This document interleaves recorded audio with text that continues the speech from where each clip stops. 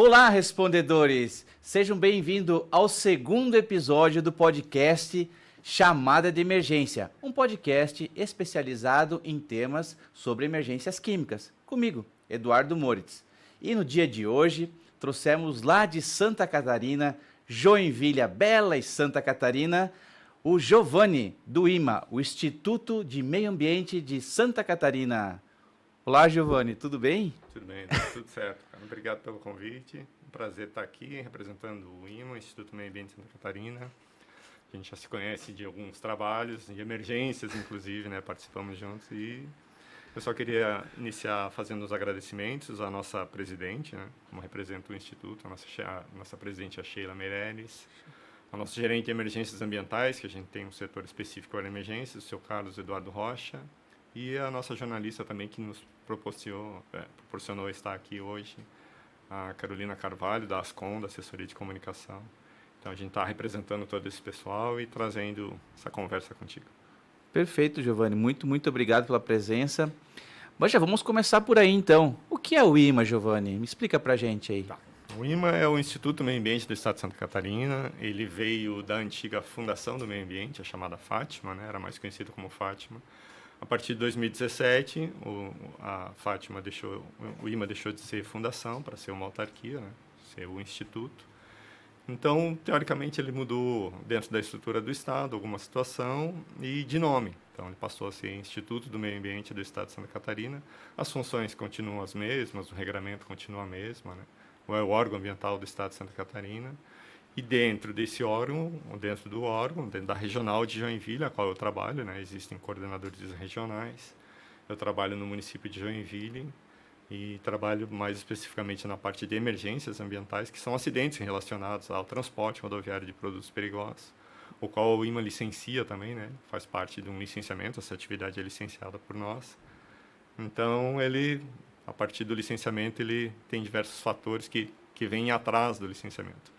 A fiscalização do transporte nas rodovias, né? Existe um trabalho feito com a Defesa Civil do Estado de Santa Catarina hoje, que é um trabalho de fiscalização, propriamente dito, na rodovia, né? Então, a gente vai fiscalizar os caminhões, fiscalizar toda a simbologia, a parte de documentos, tudo para seguir os decretos, né? Os regulamentos do transporte. Então, paralelo a isso, existe o licenciamento, é um documento fiscal de fiscalização que a gente olha o documento, vê se ele está na sua integridade, se contempla aquelas placas dos veículos que estão fazendo a atividade de transporte. E aí segue-se um rol ali de documentos de fiscalização, aí o veículo é liberado, se precisa ser notificado, ele vai ser notificado, a empresa vai receber a notificação, ele segue viagem e a gente continua fazendo o nosso trabalho ali. Sim. Dentro da rotina da fiscalização. Você está há quanto tempo já no IMA, Giovanni? Cara, eu comecei no estado, digamos assim, num projeto chamado Projeto GTZ, que era um projeto do governo alemão em Joinville. O projeto era da bacia foi um projeto piloto da bacia do Rio Cachoeira. Então foi ali que a gente começou, não tinha muita coisa ligada assim ainda à parte de emergências, nada nem de acidentes. E aí isso veio a acontecer de eu começar a me interessar pela matéria, pelo assunto, a partir do ano 2000, quando começou o licenciamento, né? Quando foi criada uma instrução normativa para o licenciamento ambiental, para o transporte rodoviário de produtos perigosos no estado de Santa Catarina. Existe uma instrução normativa até hoje, né? Ela regra todo esse licenciamento. Então, paralelo a isso, começaram a acontecer uns acidentes. Eu me lembro que a rodovia, a BR-101, no nosso trecho, ela estava começando a ser duplicada naquela época, já tinha trechos duplicados. E como tinha assim, muito desvio de rota da própria a rodovia, né, ela não era concessionada ainda, porque estava fazendo a duplicação. Então, muitos motoristas não conheciam o trecho, né, passavam por ali e às vezes se perdiam, passavam a noite e tal.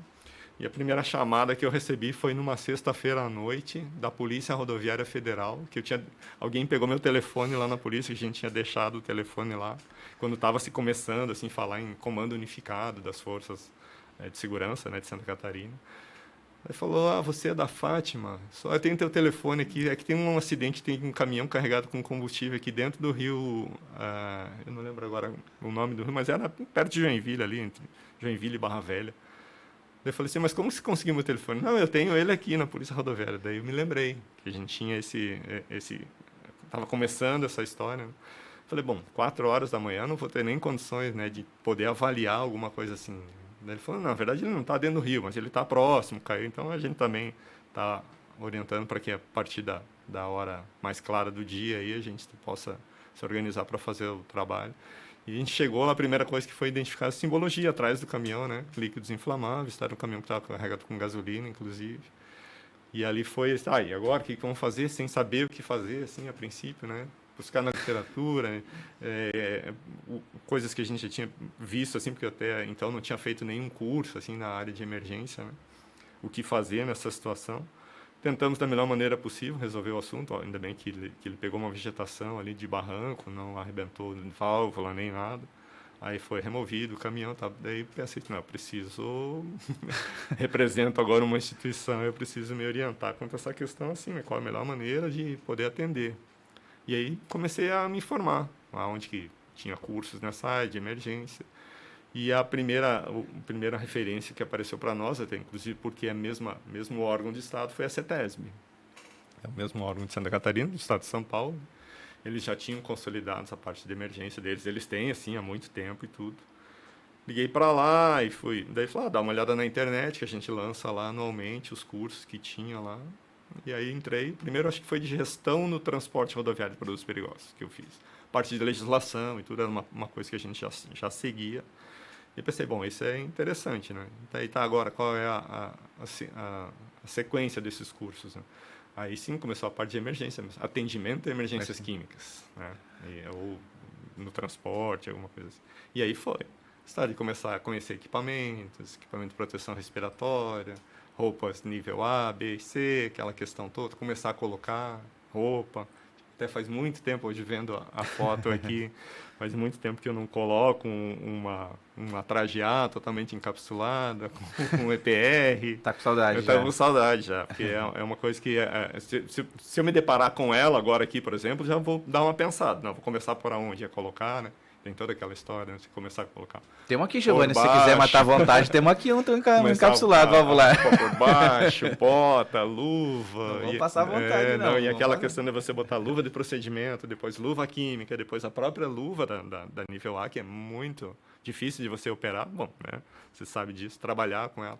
Realmente para questões assim que necessitam, né, uma nível A, o EPR, você colocar, ligar, respirar, aquele ar ali que não, vai respirar que você vai gostar de respirar, o ar é gostoso. E é bom, né? Você se sente... para quem gosta disso, é legal. Legal, então, Giovanni. Então, você começou lá no começo dos anos 2000. Mais ou menos, junto com a questão do próprio órgão, do licenciamento. Legal, e aí já foi emendando uma situação na outra, né? E aí começou a acontecer acidentes, aconteciam, assim, recorrentes, né? E aí quem responde pelo órgão? Não, liga lá para o Giovanni, lá em Joinville, se é na área dele lá. E eu tenho, por eu morar em Joinville, eu tenho uma situação... local, assim, eu digo que favorece de trabalhar nessa área. Tem a 376, né, a BR-376 e 101, que é a divisa ali de Paraná e Santa Catarina, onde hoje, até passei por ela hoje. Então, eu atendo até mais acidentes ali no Paraná do que propriamente em Santa Catarina, porque muito reflete para nós em Joinville, né? Um acidente de grande monta, Garuva, por exemplo, a cidade mais próxima ali, a primeira de Santa Catarina, uma rede hospitalar pequena, não suporta. Então, tudo reflete muito em Santa Catarina, né? Principalmente Joinville. Maior cidade, então a rede de hospitais maior, tem mais condições de atender. O acidente eu me lembro muito porque a gente está envolvido muito no tema acidente, não por causa das emergências ambientais em si, mas as emergências todas, né? O acidente em si, os acidentes com os ônibus que aconteceram ali, né? Aquele ônibus que veio lá do norte e tal. Acho que foram 70 pessoas, mais ou menos, ali, entre todos ali do acidente, que quase todos foram dos hospitais, né? Então, eles tiveram que dividir em vários hospitais ali em Joinville, né? Ali, além dos óbitos também, tudo, né? Então, reflete muito para nós, em Santa Catarina, isso. Até pelo próprio Rio São João, né? Que ele nasce ali, ele faz divisa ali, nasce na serra, ali mais ou menos no Paraná. Então, ele atravessa o estado do Paraná, entra no estado de Santa Catarina, através de Garuva, e sai novamente e desemboca na Baía de Guaratuba, né? Então, ele passa pela gente ali por Garuva. E é um rio que nos preocupa, porque, apesar de não ser de abastecimento público, mas ele já sofreu bastante ali, né? Com produtos, muitos acidentes. Das 9 classes ali que a gente tem, eu acho que 2 que ele não pegou ainda, que é a classe 1 dos explosivos. Pelo menos explosivo eu não lembro de ter atendido nenhum, e o radioativo, que é um acidente assim muito difícil de acontecer, né?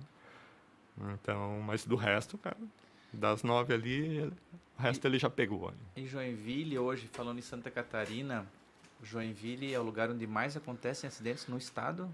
Assim, não, estatisticamente ali a questão do Paraná, a divisa de Paraná e Santa Catarina, ele digamos assim, para mim ali ele está em primeiro lugar. Outra é a Serra Dona Francisca, então são 2 serras, né? Então já são locais mais de difícil acesso e tal.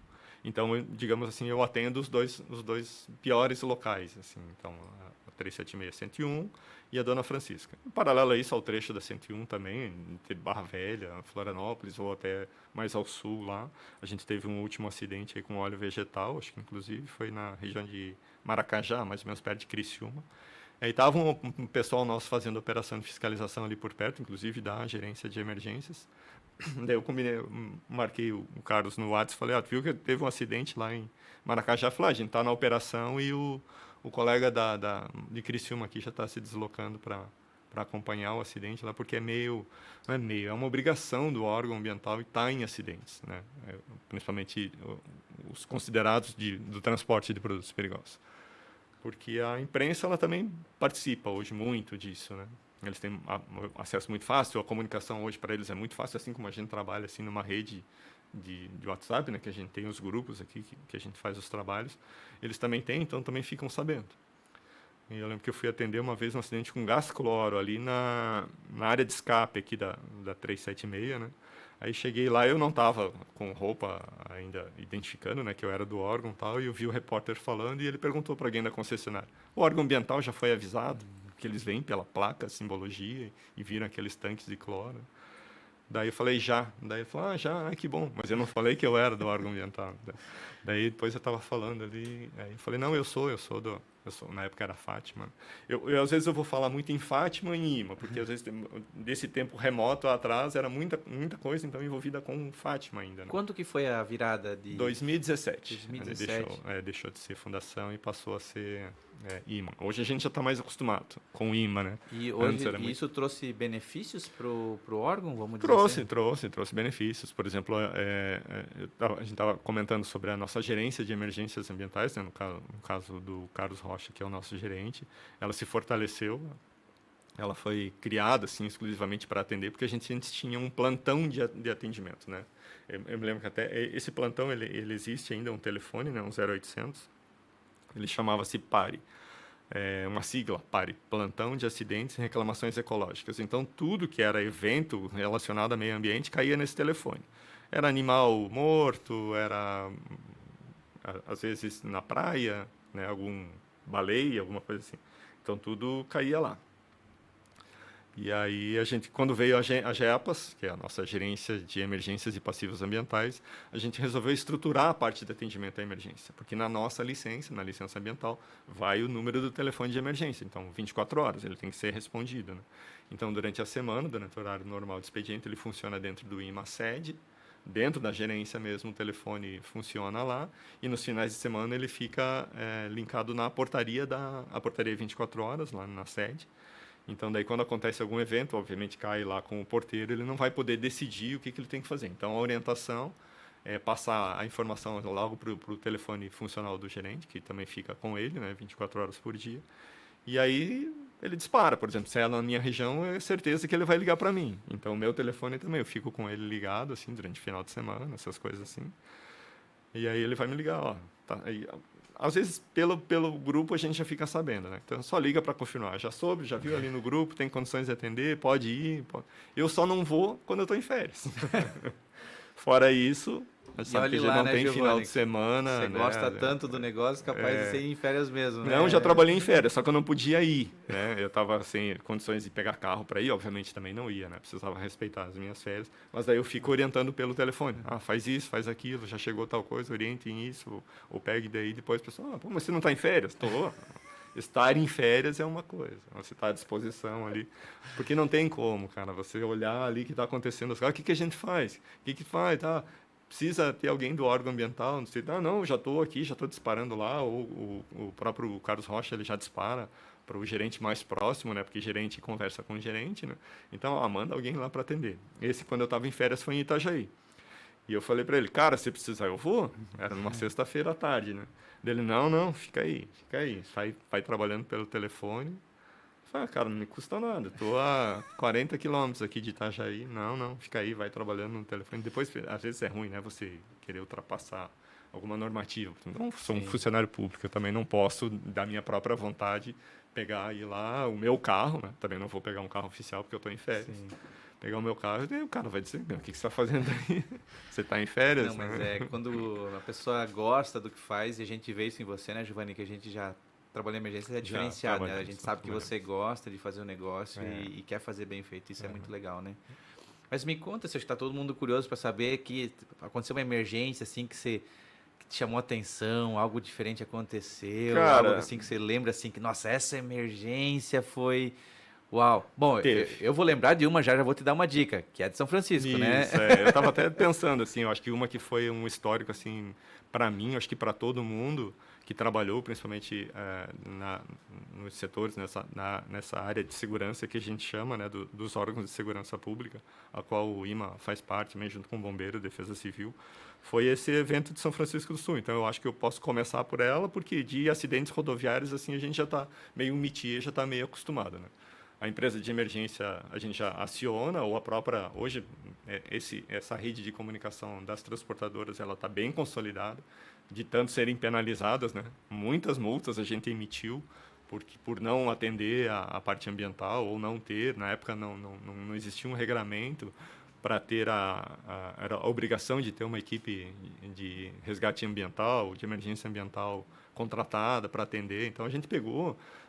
nos anos 2000 ali, muitos transportadores que vinham do interior de São Paulo, de Minas Gerais, de tudo que é canto aí do país, falou, não, eu até tenho meu pessoal da emergência, mas ele está lá em Minas Gerais. Ele vai levar 4 dias para chegar aqui. Iam responder muito tardiamente o acidente, então a gente convencionou que para fazer transporte de produtos rodoviários, de produtos perigosos no estado de Santa Catarina, tinha que ter bases dentro do estado de Santa Catarina, ou próxima, né, do estado, uma distância considerável, que pudessem responder aquela ocorrência assim no menor tempo possível. E aí as empresas começaram a se adequar a isso. Multa pesada, tá começando a chegar, né? Multa até diária e tudo, por não cumprimento e tal. Então começou assim a se vislumbrar um mercado, né? Tem várias empresas hoje, né, que atendem o mercado do transporte de emergência, né, para essa situação, transporte rodoviário de produtos perigosos. E aí para nós foi tendo uma segurança um pouco melhor, né? Então hoje a maioria das transportadoras tem contrato com essas empresas, então a gente acompanha o trabalho da empresa que está lá para fazer o serviço, né? Eles também perguntam para nós, fazemos aquele briefing inicial ali da reunião, aqui, né, a visualização do acidente, o que aconteceu e tal. E aí eu costumo fazer muito o seguinte, eu chego, me identifico, digo quem eu sou, vou dar uma olhada se está fácil o acesso para o acidente, dar uma olhada geral, faço umas fotos, pego umas informações, e aí vou com o comando ali do acidente, me reúno com eles e peço uma reunião ali daqui uma meia hora mais ou menos, para a gente traçar os objetivos do que já tem sido feito. Se, por exemplo, eu já pegar um dia de acidente, mais ou menos, dificilmente a gente pega o acidente no dia que aconteceu ou na hora que aconteceu. Ou talvez 2, 3 horas depois, até se deslocar lá, por exemplo, de Joinville, se é na Serra, então leva esse tempo considerável. E aí costumo fazer uma reunião inicial com eles assim para ver o que já foi feito até agora, até aquele momento, o que vai ser feito durante o dia, e no final do dia a gente faz essa outra reunião para ver se tudo que foi listado já foi feito naquele dia, e o que a gente vai fazer no dia seguinte. No outro dia a gente está lá novamente, né, acompanhando o acidente, fazendo aquela reunião inicial. Então ontem no final da tarde, às 16 horas, 17 horas, a gente combinou de fazer isso aqui para esse dia de hoje, agora o próximo dia, então a gente vai fazer isso aí. No final da tarde a gente se reúne novamente e vê o que a gente evoluiu até lá. Porque tem acidentes que levam aí 2, 3 dias, 4 dias, uma semana. Às vezes em um dia a gente consegue resolver 2, né? porque o órgão ambiental não é só o atendimento ao acidente, é o pós-emergência também e o pós-acidente, né? A recuperação da área atingida, para onde que foram os resíduos, onde que vai ser... Isso tudo gera documentos, relatórios, né, que a gente pede. Então, não são informações que nos são passadas assim, através de relatórios no ato do acidente, né? Eles vão ser encaminhados depois, né? Não acaba no momento da emergência, não né? acaba, Depois né? pode Acaba. ficar até mesmo monitoramento de Isso. solo, de água, né? Tem acidente aqui, inclusive, na 376, ali em Guaratuba, que o acidente, acho que foi em 2012, foi com aquele produto para tratamento de madeira, que pelo IBAMA, ele é coordenado pelo IBAMA, paralelo aqui, a gente também acompanha os relatórios, assina, inclusive, em conjunto, alguma coisa, quando o IBAMA pede alguma demanda, o IMA assina em conjunto, eu assino, com o Joaquim, né, um colega do IBAMA aqui de Curitiba. E aí, o acidente tem postos de monitoramento que estão até hoje lá coletando água para fazer os parâmetros, né, levantar os parâmetros. Então, a parte de emergência ela finalizou, mas a parte de recuperação da área, tudo essa ainda está levando tempo, que é um processo judicial. Então, até recuperar a normalidade, atingir a normalidade, então, e as empresas estão pagando por isso, né? As envolvidas estão pagando por isso, né? Por causa da responsabilidade solidária hoje no transporte, né? Não foi aquele o causador, ou foi esse, ou foi aquele. Então, ali são 3 empresas envolvidas, então eles estão ainda respondendo. Para quem não sabe exatamente, Giovanni, como funciona essa parte de responsabilidade, é só o caminhão que participa desse processo de limpeza, ou também os outros, quais são os atores que vocês acionam quem? Primeiramente o transportador, né? Isso, o transportador, do produto, né? Pode... Identificado o produto, é o transportador. Daí, você tem empresa de emergência ambiental? Tem. A empresa X é minha contratada, ele já foi acionado e daqui eles estão se deslocando, é a mesma a questão do deslocamento. Daqui a uma hora, mais ou menos, eles devem estar no local. Geralmente, ou a gente chega lá, eles já estão trabalhando, ou às vezes tem algum problema de trânsito, né, que também estão em deslocamento, alguma coisa assim. E aí, identificar todo mundo, né? Nesse caso, essa que eu falei que está acontecendo no monitoramento, foram 3 empresas. Então, as 3 respondem hoje. Que é quem conjunto, também é o dono do produto, né? E o dono do produto, 2 são donas do produto, dos 2 produtos envolvidos, e um é um terceiro que, infelizmente, não tinha nada a ver com o caminhão, mas teve vítimas, inclusive, né? Então, ele acionou as empresas que causaram o acidente em si. Né? Então, pela legislação, quem vende produto, o transportador, embarcador, fabricante, isso. Vocês acabam assinando, acionando, né? Todo mundo está envolvido. Uma empresa de São Paulo, inclusive, a gente teve que ligar para eles lá para saber mais informações do produto. A gente já tinha, assim, uma ideia do que seria mais ou menos um produto, né? Um produto que era para tratamento de madeira, inclusive os riscos potenciais que ele tem, que são grandes, inclusive, né? Para a saúde humana, inclusive, e para a saúde humana e para a vida aquática, né? Porque a gente estava conversando sobre o Rio São João, que é um dos principais atingidos nesse trecho ali. E teve uma mortandade grande de peixe, e é uma coisa que chama muita atenção, assim, da mídia, né? A questão de mortandade de peixe, foram algumas toneladas de peixes, né? Que morreram ali. Então, os projetos de recuperação para as áreas atingidas são, inclusive, reposição de fauna aquática, né? Vamos botar os peixinhos lá na água de novo. Né? Tiveram que fazer um levantamento das espécies, né? A gente fez isso em parceria com a Secretaria de Meio Ambiente de Garuva. E ver qual o melhor local, porque como o rio ali também ele é de fundo rochoso, e se você botar ali vinos de peixe ali, ele não vai sobreviver, ele vai morrer. Então tem uma área específica para botar a população, para ela crescer ali naquele ambiente primeiro, e depois ela migrar para o São João. Então tudo isso também a gente tem que levantar, né, essas informações. Porque se diz assim, você vai repovoar ali, foi 1 tonelada de peixe, vocês vão repovoar 2 de alevina de peixe. O dobro, mais ou menos, né?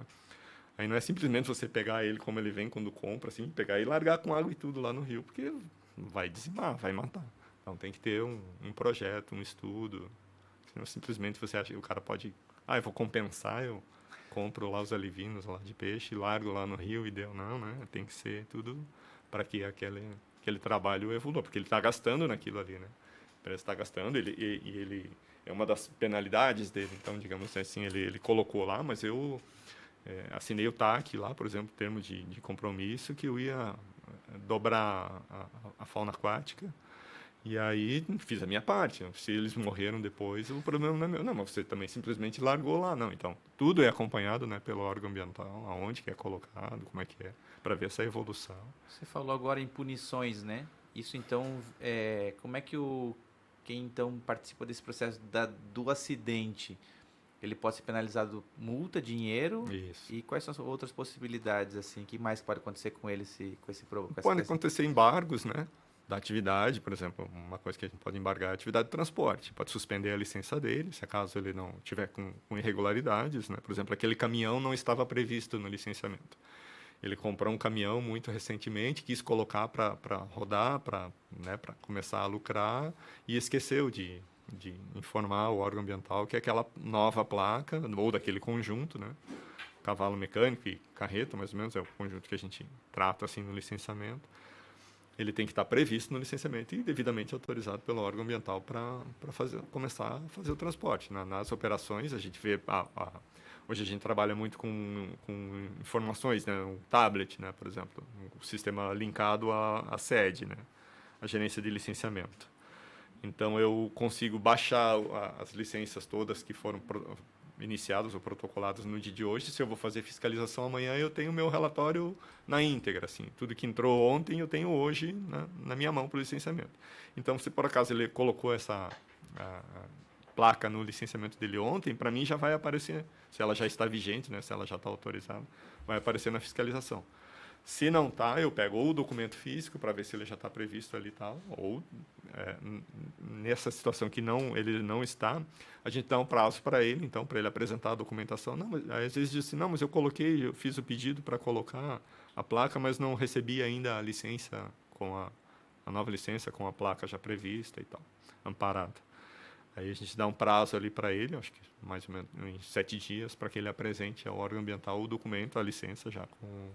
Aí, não apresentando, é emitido um auto de infração ambiental para aquela empresa por causa de exercer a atividade do transporte sem o devido licenciamento ambiental. Então, mas questões hoje pelo licenciamento de adesão e compromisso, né, que é a nova modalidade que a gente tem para o licenciamento do transporte hoje, ele é um pouco mais dinâmico, assim, ele é mais rápido. Né? A empresa pode pedir o licenciamento e aí, estando habilitado, estando tudo certo, a empresa está capacitada, o veículo está capacitado e ele já pode fazer as atividades. Se a empresa assim chama a sua empresa de emergência, faz tudo o que dá para fazer, mesmo assim ele é autuado, ou penalizado ou não, ou diminui ou é isento? São os atenuantes, digamos assim, né? O causar o acidente, ele é previsto na legislação ambiental, principalmente pela parte de contaminação, né, de solo ou água, alguma coisa assim. Então ele é previsto na legislação. Os agravantes de pena seria ele não atender ou não responder ao chamado da emergência ou atender ao pedido do órgão ambiental, em propor as ações de emergência do acidente, o que vai acontecer, o que não vai. Então, aí nesses casos, sim. Né, pode ser vários agravantes ali. Antigamente, a gente contratava essas empresas de emergência ambiental, porque a empresa não tinha responsabilidade nenhuma. Eu peguei poucos casos assim, mas já... num tempo bem atrás, ele disse, não, eu não tenho, cara, e não vou conseguir atender. Não conheço ninguém aqui em Santa Catarina. Falei, então, tudo bem, a gente vai, então, convocar essa empresa, vai ligar para essa empresa para vir fazer o atendimento e as custas são suas, né? E as custas de um atendimento emergencial, assim, na hora, né, tirar de uma base, alguma coisa, é um valor caro. Um atendimento à emergência hoje, não previsto, ela é casa de milhões, aí, digamos, dependendo do acidente, se for um acidente muito grande. Com produtos perigosos ainda mais, né? Porque pode envolver aí paralisação de abastecimento público, né? Cai na água aí alguma coisa, contaminação de solo, incêndio, então tudo previsto aí. E aí é oneroso para essas pessoas. E aí quando eles viam que chegava a conta deles lá, o cara ficava louco, meu Deus do céu, foi 3 dias de acidente e essa fortuna aqui. Ó. Mas não fui eu que chamei, foi o órgão ambiental. Eu avisei que eu ia chamar. Se eu estava, né? Eu não liguei lá, eu estive no acidente, conversei contigo, com o proprietário da empresa, disse, eu avisei que eu ia. Você falou que você não tinha ninguém aqui, a gente acionou, e isso é previsto também na legislação, né?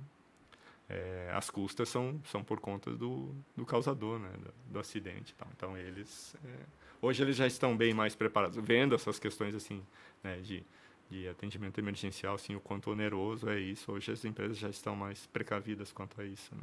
Eles já têm em seus contratos essas empresas e tal, até para minimizar. Já pagam isso, né, mensalmente, tipo um seguro. Então, para eles hoje até sai mais barato. Você falou bastante em legislação, né? A gente sabe que Minas saiu na frente há uns Isso. 2019, acho que aquela legislação que dá hora, né? Em tempo de Horas pra resposta, chegar, isso, tem que estar com o plano de atendimento de emergência. Santa Isso. Catarina está indo para essa linha? Tem alguma coisa nesse sentido? A gente já vem trabalhando nesse tempo, inclusive, umas discussões que a gente teve, inclusive dentro da GEPA, sobre isso, porque como envolve a parte de leis, a gente fez um esboço da legislação e pegou a legislação e encaminhou para a nossa Procuradoria Jurídica para ver tudo, se está tudo amparado e tal, antes de você lançar uma legislação que vai estar obrigando, né, a alguma coisa assim. Essa lei de Minas, né, é uma lei e um decreto, de Minas Gerais.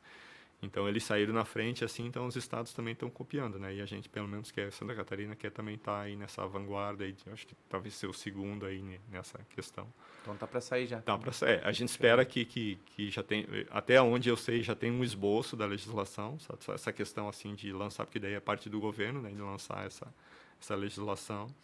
E aí começar a cobrar, né? Os tempos de resposta, principalmente, que é no que pode acontecer.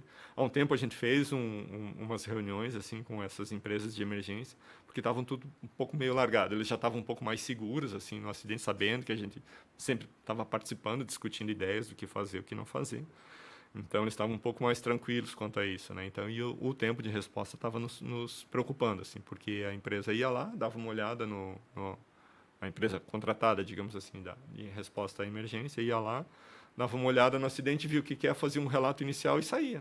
Tá, e o acidente ficou lá. Não veio ninguém aqui. Não, veio o pessoal da emergência, da empresa contratada veio aqui. Mas onde é que eles estão? Não, eles vieram aqui, fizeram umas fotos, fizeram umas anotações aí, saiu. Daí eles justificaram que precisam voltar para a base, para preparar o equipamento, material.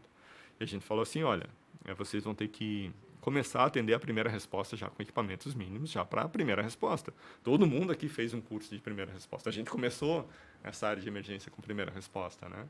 Você identificar simbologia, números, painéis, cores, essas coisas, tudo isso é atividade de primeira resposta. Se vocês querem agora voltar no tempo e começar a conversar sobre primeira resposta, não dá mais, esse tempo já passou.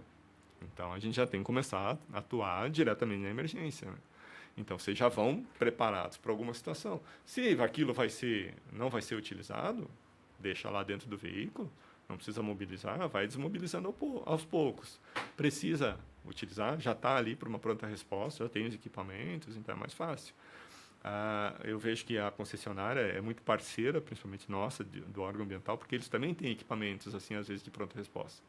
Eles estão fazendo uma manutenção na rodovia ali com um trator, com uma pá carregadeira, com alguma coisa. Eles podem ali cavar um buraco, fazer uma contenção, botar uma terra. É um trabalho que nos ajuda e ajuda até a própria empresa. Ninguém está para punir. Eu sempre falo isso para os transportadores, para o pessoal envolvido ali. Vocês olhem o órgão ambiental como um órgão parceiro, principalmente na questão de emergência. Eu não vou ficar aqui dentro do meu carro, ali, ou encostado no meu carro, fazendo a minha anotação ali. Essa hora, ninguém veio aqui, ele não fez nada. É um agravante de pena isso aqui. Eu participo aqui junto com vocês, a gente discute as ideias, é a melhor alternativa.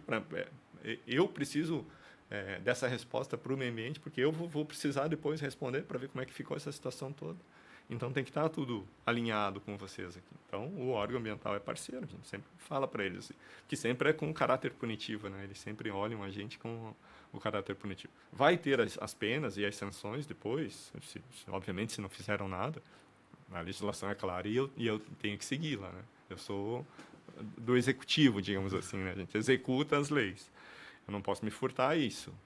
Mas, durante a emergência, a gente está fazendo da melhor maneira possível ali para minimizar os impactos, cessar ali o vazamento, o dano, alguma coisa assim, para depois se começar a trabalhar com mais segurança. Todo mundo sai ganhando, né? Claro, não adianta deixar o acidente rolando lá, depois a gente vai ver o que faz. A gente atende em muitas frentes, né? Está atendendo o próprio acidente no caminhão, apareceu alguma coisa de peixe morto lá no rio. Cara, deixa ali, deixa uma outra pessoa que está comigo ali, ou encarrega alguém ali da Defesa Civil de ficar ali, eu vou lá dar uma olhada, desço lá, às vezes fico 1 hora mais ou menos lá, atendendo, vendo o que está acontecendo, e isso tudo depois vai fazendo parte de um relatório, né? Então, não é só o acidente em si que a gente atende, né? A parte ambiental é um pouco complexa justamente por causa disso, né? Você tem que ter atenção, assim, em diversos pontos, né? Quanto à água, por exemplo, cai muito em rio. Aí você tem que ter já o contato da concessionária, da companhia de abastecimento público, se aquele rio é de abastecimento público, né? Nós temos um agravante na Serra Dona Francisca, que o rio que abastece ali é 70%, mas 75% da população de Joinville é abastecido por aquele rio ali. Então, você deixar Joinville aí 3 dias sem abastecimento público, o barulho que vai dar, né? E não é só eu na minha casa, lá, ou os moradores de Joinville. É indústria, empresas, hospitais, tudo isso são abastecidos pelo abastecimento público da concessionária. Então, você interromper esse abastecimento aí numa cidade como Joinville, cidade grande, por 3, 4 dias, aí é difícil. Então, a gente prevê, né? Sempre a gente trabalha sempre com o caráter preventivo, né? A parte da emergência sempre leva a questão de levar o trabalho da emergência em si, ou antes, ou pré, né? O caráter sempre preventivo. Por isso que a gente faz essas operações de fiscalização, para ver como estão as condições do transporte, porque sabe que o acidente pode acontecer a qualquer hora, né? Então, você, respondedor que está aproveitando, curtindo aqui a entrevista com o Giovanni, do IMA, não esquece de se inscrever no canal, acionar lá suas notificações, porque são entrevistas maravilhosas aqui como essa. Está tendo agora permanentemente essas entrevistas, porque agregam muito, trazem muita informação. Então, não esquece, se inscreva no canal agora, não deixa para depois, e ativa as notificações para receber, porque lá já daqui a pouco já vai ter outra nesse mesmo tanto de informação. Então não perca, se inscreve já. Enquanto isso, continuamos aqui conversando com o Giovanni, do IMA. Giovanni, tá todo mundo curioso para saber a tua grande emergência lá, a São Francisco. A gente vinha conversando e eu estava lembrando assim de alguns acidentes. A gente até conversou, acho que uma vez pelo WhatsApp, sobre essa questão lá de São Francisco. Várias emergências acontecem, né? Eu lembro que uma que teve assim, que me chamou a atenção, eu nunca tinha visto um acidente com trem, uma emergência com trem.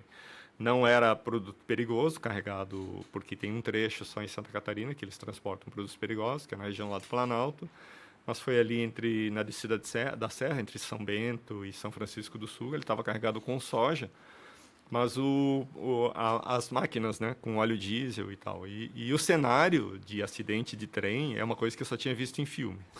Tinha um morro que eu acho que era mais ou menos de uns 10 metros de altura, assim, sabe? Não medindo, mas olhando ele, assim. Aí estava um operador lá da rede, lá, eu falei, e aquele morro que vocês fizeram ali com máquina, alguma coisa, para chegar ao acesso? Porque o acidente ferroviário, eles têm que recuperar a linha férrea o quanto antes para chegar ao recurso, senão é mais um acidente que vai acontecer lá. Então, o acidente está lá, as máquinas estão lá dentro do rio, aquelas caíram, inclusive dentro do rio, de vala. Eles estavam com 6 máquinas, 3 puxando e 3 segurando para a descida. E esse foi um problema. Foi numa válvula, inclusive, só uma válvula mais ou menos desse tamanho, assim, pequenininha, que o operador esqueceu só de abrir e fechar ela. Esse foi a causa do acidente. Sabe? Eu imagino a responsabilidade dele depois dessa ocorrência. E aí foi... tinha as 3 máquinas que estavam sem combustível, mas 3 que iam levando a composição, então elas estavam bem carregadas de óleo diesel. E o que me chamou a atenção foi aquele morro assim alto. Eu falei, vocês fizeram aquilo ali para chegar a recurso? Ele falou, não, aquele ali foi o vagão, um dos vagões que caiu, ele só deitou e ele empurrou. Ele foi como se fosse uma pá niveladora, assim, foi empurrar. Eu falei, não pode. Ele falou, não, tá ali o vagão, inclusive. Era um morro gigante, assim. Então, são cenários que a gente não é acostumado a ver num acidente, assim, no dia a dia, né? Então, aquilo me chamou muita atenção. Eu tenho fotos, assim, no meu computador, desde que a gente começou a trabalhar com isso, fotos. Às vezes, quando eu estou um pouco ocioso lá, assim, alguma coisa para ver, estou vendo alguma coisa, eu dou uma olhada nas fotos para relembrar uns uns acidentes antigos, porque são muitos, assim. Então, essa do trem que me chamou a atenção, principalmente o cenário, né?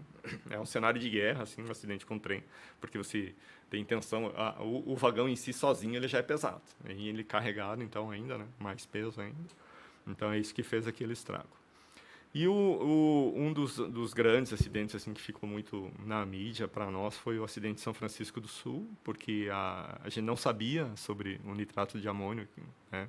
Que ele estava estocado lá, inclusive aquela quantidade de tonelagem que estava sendo estocada. E eu lembro que eu fui acordado assim, eram umas 6:30 da manhã, o telefone tocou, era o bombeiro voluntário de São Francisco do Sul. Ele falou assim, você está sabendo está tendo um acidente aqui num depósito em São Francisco do Sul, muita fumaça, e a gente não sabe ainda o que é, e a gente precisa do apoio de vocês.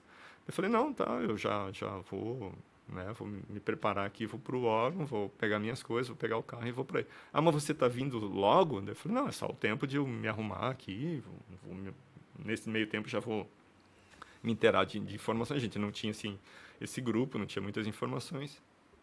E aí eu vou me deslocar para lá. Ah, mas se precisar, eu vou botar aqui a gente trabalha muito com apoio aéreo, né? O Águia, da Polícia Militar de Santa Catarina. Tem uma aeronave em Joinville, inclusive, se a gente precisa de um deslocamento rápido, assim. Se você precisar, eu vou pedir, então, para o apoio aéreo e te buscar e tal, onde é que você está? Eu falei, não, cara, calma. Eu estou indo, pode ficar tranquilo, eu vou. Eu vi que ele estava muito desesperado, assim, né? Eu falei, mas tem muita fumaça? Ele falou, não, tem fumaça demais. E aí, nesse meio tempo, tem uma colega minha que ela morava em Itapoá, que fica de frente para São Francisco, mais ou menos, onde é a região lá. Ela me ligou. Ele falou, você está sabendo de um acidente que... Eu falei, o bombeiro me ligou agora há pouco, ele falou que tem muita fumaça. Daí ela falou assim, tem muita fumaça. Eu falei, mas você está em Itapoá ou você está em São Francisco? Não, eu estou em Itapoá, mas eu estou visualizando daqui. Eu acho que parece que a metade de São Francisco do Sul está pegando fogo. Daí eu pensei, não pode ser. Daí, conversando com o outro, não, na verdade, está acontecendo e tal. E nesse meio tempo, o caminho de Joinville para São Francisco do Sul, pela 280, o pessoal a rodovia já estava trancada, porque o pessoal estava saindo de lá, porque teve a evacuação do município, né? Então, o acidente foi mais ou menos umas 10 horas que começou, 10 horas da noite, e aí à medida do tempo, ele foi se agravando, só que à noite não tinha assim, a dimensão da fumaça, né? E como é que ela era. Eu lembro que eu estava indo ali, mais ou menos perto do município ali de acesso, que se chama Barra do Sul, e encontrei o veículo da Polícia Ambiental. Estava indo na frente, ele já estava com sirene e tudo, estava meio difícil de se deslocar. Eu avisei eles que eu estava atrás, escoltaram e a gente foi.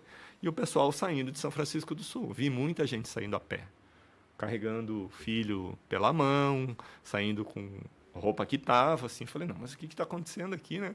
E a rodovia de saída, assim, já parada, né? Andando muito lentamente e tal. Ataque zumbi, né? Quando eu cheguei numa localidade ali um pouco antes de São Francisco do Sul, que chama Morro da Palha, é uma subida, assim, que você consegue ter um visual um pouco de São Francisco do Sul, era só fumaça que eu via. Uma fumaça branca, assim. Falei, nossa. Aí passaram um endereço para nós primeiro, que eu achei que era na entrada de São Francisco do Sul, de um depósito, mas não era, vi que a Polícia Ambiental passou e foi em direção ao porto, e aí já estava fechado ali no sentido que vai para a praia de Enseada e para a região portuária, a gente conseguiu acessar. Quando a gente chegou lá, era uma fumaça meio rosa, assim, mas densa, que eu não conseguia te ver, assim, como a gente está conversando aqui agora. E aí, tá, né? Conversar com o proprietário da empresa, o que é e tal. É um produto para ser usado na agricultura. E realmente ele era. Ele estava preparado já para ser utilizado na agricultura, só que a gente não tinha mais informações dele. Ele falou assim, não, mas se é um adubo, ele não incendeia assim, né, nessa proporção. Então a gente pediu lá os documentos, FISP e tal, e os primeiros documentos que vieram que veio do país de origem, se não me engano, parece que tinha vindo da Rússia aquele produto. Então assim eu acho que ele era um produto originário da China que estava na Rússia, e daí da Rússia ele veio para o Brasil. E aí ele veio na linguagem lá da China, né? Daí eu falei, não, cara, pelo menos um inglês aqui para a gente tentar, não traduzir agora na pressa, assim, mas que a gente pode ter uma leitura assim, e ver principais informações ali para tentar descobrir o que é esse produto. Aí conversando com um, conversando com o outro, tá, a gente já descobriu, nitrato de amônia. Eu falei, bom, nitrato de amônia é base de explosivo, né? É usado na indústria bélica para fazer Esse produto ele pode até estar preparado para a indústria e tal, mas a gente não vai conseguir agora encaminhar para um laboratório para a gente ver as questões aí de NPK, digamos assim, já que é um produto para nitrogênio, fósforo e potássio, para a indústria, para ver em que fases eles estão, né? Tanto de nitrogênio, tanto de fósforo, tanto de potássio, já que ele é para ser utilizado em indústria. E uma das coisas que me chamou a atenção quando vem um documento, depois ele vem em português, assim, né, uma FISP, na verdade, né, porque a gente não tinha assim mais informações, então a gente já pediu a FISP. Ele estava escrito numa letra maior, grifada assim, produto e reage com matéria orgânica. Sabe, vinha em destaque assim, né, dentro daquela primeira folha, assim, logo na primeira folha. E aí me chamou a atenção. E aí o acidente comendo ali, como a gente diz, né? Pau comendo no acidente, bombeiro de tudo que é canto, bombeiro de Itajaí estava atendendo lá. O bombeiro de Joinville, o destacamento todo foi para lá, o de São Francisco e o de Garuva, se não me engano. A região toda estava ali. Levaram o posto de comando do bombeiro de Itajaí, estava bonito o negócio lá. E aí a gente procurando informações e já olhando, né, as áreas vulneráveis ali, o que poderia, porque eles estavam jogando água, né, água. Então, conversando também com o bombeiro. É o procedimento esse? Não, o procedimento esse é abafar com água, tá, né, vai criar um volume, vai tentar inundar ele para ele ir abafando, né, esse fogo e tal. Daí, no acidente, a gente começa a visualizar para outras coisas. Por exemplo, eu dei uma volta no galpão, na rua, onde eu conseguia visualizar de cima, assim, e o telhado era de Eternite, né, de fibrocimento. E aí eu falei, a gente podia tentar quebrar o telhado em cima, né? Tentar tirar algumas telhas, ou próprio quebrar mesmo, para que tava um ar frio, mas acho que era mais ou menos em outubro, novembro, tava um ar frio assim, então para a gente tentar esse ar junto com a água entrar e tentar ir dissipando, né? E tirar umas paredes também, né? Chamei o gerente, o que a gente pode tirar? A estrutura pré-moldada, o que a gente pode tirar de parede aqui para tentar entrar um ar aí dentro para ver o que vai sair muito mais fumaça, mas ele vai começar a diminuir a fumaça e tal. Então, né, sempre conversando com todo mundo, e já tinha se instalado o comando unificado ali através do bombeiro, então estavam todos os órgãos, inclusive o Exército esteve lá, o próprio... não lembro se foi alguma ministra que esteve lá, o pessoal de Brasília, sabe, meio parou assim em São Francisco, né? E a gente preocupado com aquela questão do próprio nitrato, enquanto a gente não tinha as próprias informações dele, né? E aí, definindo as melhores estratégias, o que fazer, era reunião num canto, aí montaram uma sala de crise na prefeitura, e aí a gente monitorava muito o ar, né? Então, essa questão, porque ali muda muito, né? E aí, na própria conversa ali com a gente estava uma hora fora, ali estavam as principais autoridades ali do Comando Unificado, acho que tinha ali representantes ali de 5, 6 órgãos. Aí passou um nativo ali, um pescador, era 2 da tarde, assim, ele falou, 3h30 vai mudar o vento. Daí a gente olhou para ele, mas você mora por lá? Sim, eu moro aqui, eu sou pescador. Daí eu falei, esse tipo de pessoa a gente tem que ter com nós, porque é os caras que entendem de tempo, aí é pescador, ele sabe quando que muda vento, essas coisas. Não deu outra, cara. E mudando o vento, ele vai levar essa fumaça, porque ela não estava indo para a cidade, a princípio, né? Ela estava indo em direção, pegando o morro ali e subindo. Essa fumaça vai para a cidade. E, teoricamente, a fumaça era tóxica, né? Ela causava irritação, não era agressiva, assim, mas ela causava irritação. Tanto que teve um bombeiro que, na hora da emergência lá, ele passou mal e tudo, impregnou a máscara, né? Então ele teve que ser retirado da cena, foi para o hospital e tudo. E aí, então, a gente tem que ter agora, se preocupar com isso. Área de isolamento, questão de fumaça, para onde que ela vai, para onde que não vai. E aí, então, foi assim que a gente foi tentando, né, todo mundo, e ninguém ali tinha passado por isso, né? Aprender como é que fazer essa questão, né? Primeiro foi a evacuação da cidade, né? Como a Defesa Civil teve que abrir alguns, eles chamam de abrigos, né? Que eles já têm mapeados para receber esse pessoal, os que não conseguiram sair, porque ficaram, a cidade, digamos assim, ficou fechada para nós, porque só a gente que estava trabalhando, por quase uma semana, acho que foi 5 dias, que ficou assim, só a gente, só nós que entravam, só os serviços que estavam lá trabalhando na emergência, né? E à noite, a partir das 10 horas, parava-se tudo e só ficava rodando o pessoal do Exército. Não podia ficar ninguém na rua. Quem ficava na rua já era orientado. Quem estava na rua era recolhido. Aí ia lá para central de polícia, alguma coisa, e era liberado no outro dia, só não podia estar circulando ali. E também não podia ficar em casa. Então é por isso que, principalmente quem morava na região próxima ali, né? E a gente trabalhando lá na fumaça, e tirando umas paredes, e vendo a estrutura, o que poderia tirar e tal. Aí no segundo dia de inundação, e era direto aquela inundação, né, com água, que era o procedimento, eu olhei na saída, assim, ela caía direto numa boca de lobo, né, aquela água vermelha, assim. Porque o produto era meio rosa, então a água do combate a incêndio era meio vermelha. Daí eu falei para o gerente lá, para onde que vai essa drenagem aqui? Daí ele falou, é para pluvial. Daí ele falou, mas para pluvial vai para onde? Ah, vai para a Baía da Babitonga. Daí eu falei, cara, isso deve estar com um pH assim, porque é um fertilizante. Obviamente, isso era um produto usado para a indústria, ele estava já virando um fertilizante líquido, né? Aí um colega meu do IBAMA, eu acho que era o Carlos até, acho que ele era de Itajaí. Falei, cara, você tem fita de pH aí, só para a gente tentar ver como é que está esse nível, né? Um parâmetro que a gente consegue já visualizar ali na fita de pH. Ele, cara, tem lá na viatura lá. Foi lá, ele pegou, vamos naquela boca de lobo ali, talvez a gente não consiga encostar na água para medir, mas tentando, não era muito alto, era curtinho assim. A gente não chegou nem na metade da boca de lobo, a fita foi lá em cima, assim, já no último nível.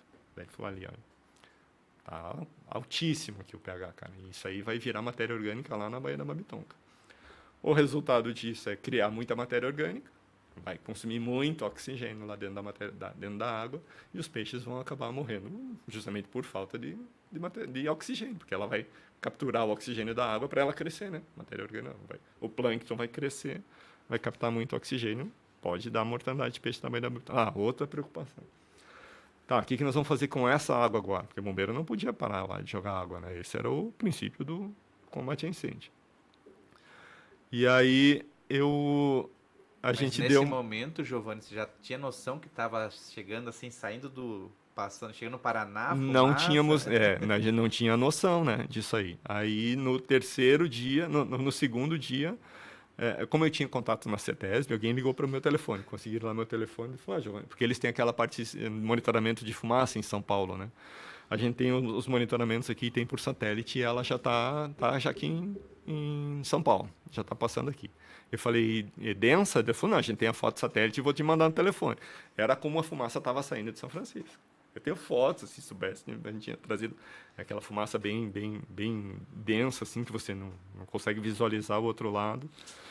E aí eu falei, nossa, mas uma densidade alta ainda lá em São Paulo. Aí tá, aí foi no segundo dia. Aí terceiro dia, Rio de Janeiro, o Instituto do Meio Ambiente do Rio ligou. Hoje é IEMA, se eu não me engano. Instituto do Meio Ambiente, do Instituto do Ambiente do Rio, não lembro agora como é que é o nome da sigla lá dos colegas. Falou, cara, tá no Rio já. Tá passando no Rio. Daí eu falei, sério? Não, sério. E daí a gente pediu para a Defesa Civil também monitorar, né? Por satélite, monitorar a fumaça para ver onde ia. A última informação, ainda Espírito Santo ainda ela foi identificada. E aí, na formação do relevo de costa do país, ali no estado da Bahia, onde ele faz mais uma reentrância, assim, e depois sai mais para o estado da Bahia e volta, assim, para a parte de terra, né? Ali ela pegou um caminho e daí ela foi dissipando mais para o meio do oceano. Daí. Ali ela já estava um pouco menor, um pouco menos densa.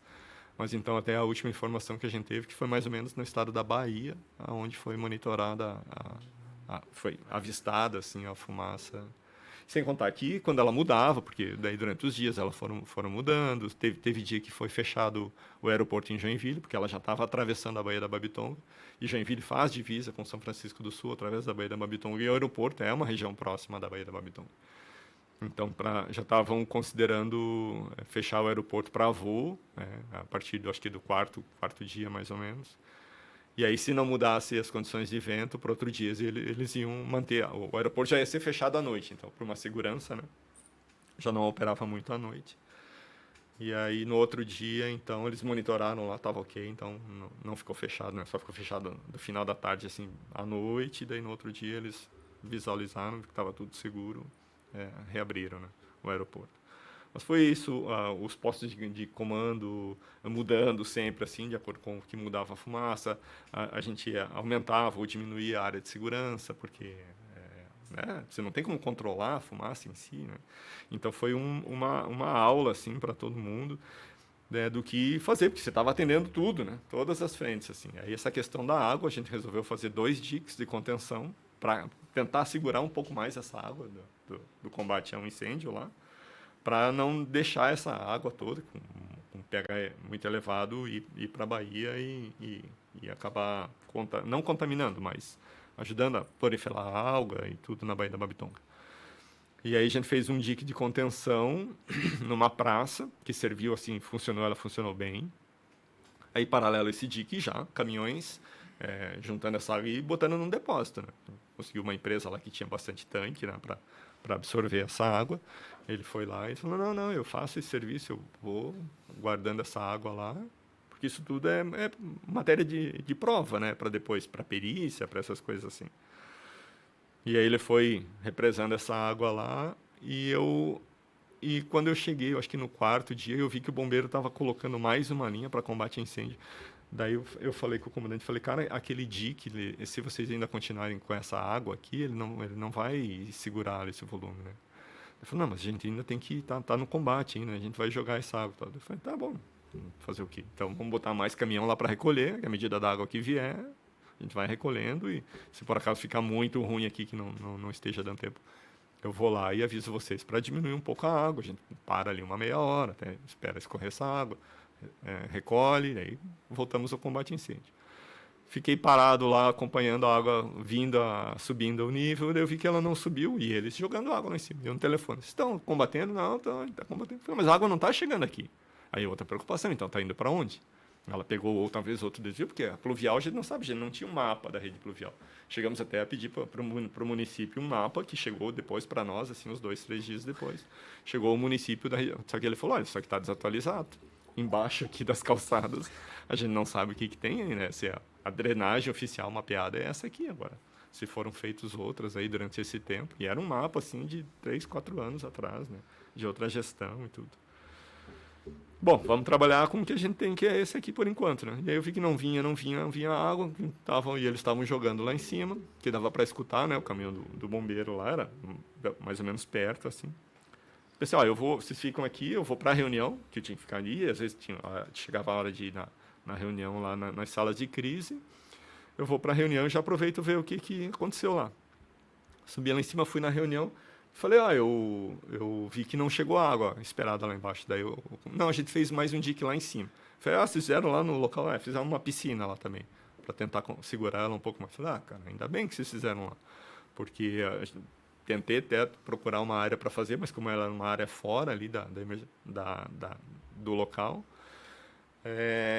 eu não consegui visualizar nenhuma área para a gente fazer ali, porque ele estava caindo só nesse ponto, nessa boca de lobo. Não, mas a gente conseguiu, na parede quebrada, conseguiu fazer um dreno para puxar essa água. Ele falou, então, beleza, ajudou também bastante isso, aí a gente coleta essa água lá junto com a outra e já diminui. E, paralelo a isso, entrando o ar, né, que a gente conseguiu quebrar o telhado, tirar umas paredes e tal. Então, isso foi colaborando para se extinguir. E aí, no 5º dia, mais ou menos 5º, 6º dia, e aí, então, eles deram como decretado o fim da emergência, conseguiram ali abafar o fogo, ele não tinha fogo, na verdade, né, a fumaça e tal. E aí, parou-se de usar a água, mas ainda vinha descendo a água ali ainda, 2, 3 dias. Então, assim, a partir do momento que normalizou a água, a gente coletou essa água novamente, mandou lá para os tanques e tal. E agora vamos tratar da ocorrência lá em cima, né? De saber de tudo. Foi o dia que a gente conseguiu acessar o galpão, né? Para ver. E ali tinha de tudo, cara. Tinha comida, tinha tecido, porque esses galpões de área retro, eles... O KNAI deles, isso é uma coisa que a gente mudou depois, vou falar aqui, complementando o serviço, eles tinham uma licença genérica, assim, para tudo. Então, quando eles entravam lá no Código Nacional das Atividades Empresariais, aparecia todos os itens lá que ele poderia abrigar e ele saía colocando no dele. Então, o KNAI dele era gigante. Então, depósitos de área retro, você tem desde carro até mercadoria, tudo que se imaginar de exportação vem. E dentro desse tinha 10 mil toneladas do tal do nitrato de amônio. 5 mil ali, que estavam incendiadas, e 5 mil em outro local. Daí o cara falou, não, mas esse mesmo produto está em outro local lá. Onde que está? Não, tá em outro. Porque a gente viu, né, que tinha 10 mil toneladas. Daí ele falou, não, mas aqui eu tenho só 5 mil. E lá os outros 5 estão em outro local fora daqui. Era no depósito dele também, mas era em outro local. Aí a gente também tinha que ir lá fazer a inspeção para ver a segurança como é que estava, né?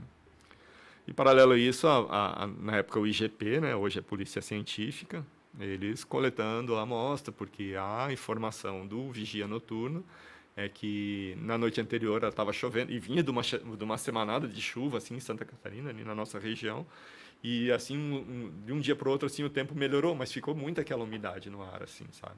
O tempo melhorou a partir daquela semana, estava tempo bom, estava tempo seco, mas estava úmido assim ainda. E aí ele falou que ele estava fazendo a ronda noturna dele, a luz apagou, voltou, deu aquele start assim, a luz voltou, apagou de novo e ficou apagado. E voltou depois de uma meia hora. E quando ele foi fazer a vistoria no prédio, a vistoria noturna dele, ele escutou a fumaça. Porque ela estava pressurizada assim dentro do galpão, né? Ela tinha só umas aberturas em cima assim para ventilação, mas como era muita fumaça, ele escutou saindo por um buraco num tijolo assim, tipo de pressão mesmo. Ele falou, mas não tem ar aqui dentro, né? Alguma coisa pressionando. E aí, quando ele abriu a porta lá do galpão, ele disse que ele não conseguia ver, porque ele estava todo tomado dele. E aí ele ligou, né? Corpo de bombeiros e tal. Então a operação já começou naquela noite mesmo, foi num domingo à noite. E aí o corpo de bombeiros foi lá e só com as viaturas dele, com os carros de combate a incêndio, eles não conseguiam fazer muita coisa. Aí quando clareou o dia que começaram a ver. Aí que os caras abriram e aí saiu toda a fumaça, né? Vira o BO, né? Nossa, cara. E aí a questão... E aí, há esse tempo atrás, aí a gente trabalhou lá aquela semana, assim, diretamente, lá em São Francisco do Sul. Eu acho que eu fiquei... De ficar direto, acho que eu fiquei uns 2, 3 dias. E aí depois eu ia, né, para Joinville, trocava de roupa, dormia, e no outro dia eu estava lá de novo. Um final de semana, 2 colegas meus vieram repor vieram me substituir, né? Então passei todas as diretrizes, mas aí já estava tudo tranquilo, era mais a parte de monitoramento mesmo. E aí alertar a população, né, que poderia voltar e tal, a ocupar as casas, porque você tirar a gente de casa, e assim, isso foi uma experiência, até converso com um colega meu da Defesa Civil, hoje a gente já tem assim uma diretriz assim para seguir para você evacuar, né, principalmente lá naquela região, se acontecer isso de novo, né, que a gente espera que não aconteça. Mas fazer como foi feito, que ninguém assim tinha noção de como fazer, você alertar ou chegar na casa, ó, vocês têm que sair, pega a roupa que você tá e seus documentos, alguma coisa assim. Não, mas não, tá acontecendo um incêndio aqui, a gente não sabe o que é. Por isso que eu encontrei muita gente saindo a pé, né? Eu fiquei olhando assim, falei, nossa, mas esse povo saindo a pé daqui com filho e tudo, o que está acontecendo, né? E você tirar a gente do ambiente, de casa, e à noite, muitos foram tirados à noite também para lá, né, sair, deixar as suas casas. E eu lembro que quando você começa a prestar atenção no terceiro dia, a gente estava ali, eu fui dar uma volta pela região ali das casas para ver se não tinha alguém que ou ia ou voltava para que era proibido, né, voltar. Tinha uns que às vezes voltavam, pegar alguma coisinha e tal. Daí eu olhei, tinha 3 cachorros deitados. Eu falei, putz, cachorro, quem que está alimentando esses bichos, né? Daí eu olhei assim por baixo do portão, eu parei o carro assim, buzinei, o cachorro não se mexeu. Eu buzinei e ele não se mexeu. Deve estar morto, né? Sei lá, tá quantos dias sem comer esse cachorro aí. Aí voltei lá pro comando e falei assim, cara, a gente tem que se preocupar com outra coisa. Os animais que ficaram dentro dessas casas aí, eles não levaram animais, cara. Como é que tá? Não, então vamos dar uma olhada aí, ver se tem alguma agropecuária aberta. Vamos ter que comprar a ração, se preocupar com isso agora. Comprar a ração, levar para esses bichos. Daí eu peguei, saí do carro, mexi no portão assim, daí o cachorro levantou. Falei, bom, morto não tá pelo menos, né? Sim, outra preocupação. Na hora de sair, quem vai se preocupar? Se saíram a pé e não levaram o cachorro, né? E cada casa tinha pelo menos uns 2, 1 ou 2 cachorros tinha lá. Então eu falei, também é outra preocupação. E esses bichos agora? Agora, então, a hora que o povo vai voltar... eles vão alimentar novamente. Então, enquanto eles não voltar, a gente vai ter que se preocupar com isso. Ou a gente vai ter que achar algum abrigo aí para recolher essa cachorrada toda aí, que não é são de todas essas casas aqui ao redor. Juntar esses bichos aí em algum lugar aí, alimentar aí. Porque aí é outra coisa, né? O órgão ambiental também entra. E o bem-estar animal aí dos cachorros, do passarinho. Você veja, né, Giovanni, que complexidade. Todo mundo fala assim, não, deu problema, evacua, né? Mas pouca gente se dá conta ou passou pela experiência dessa situação, né?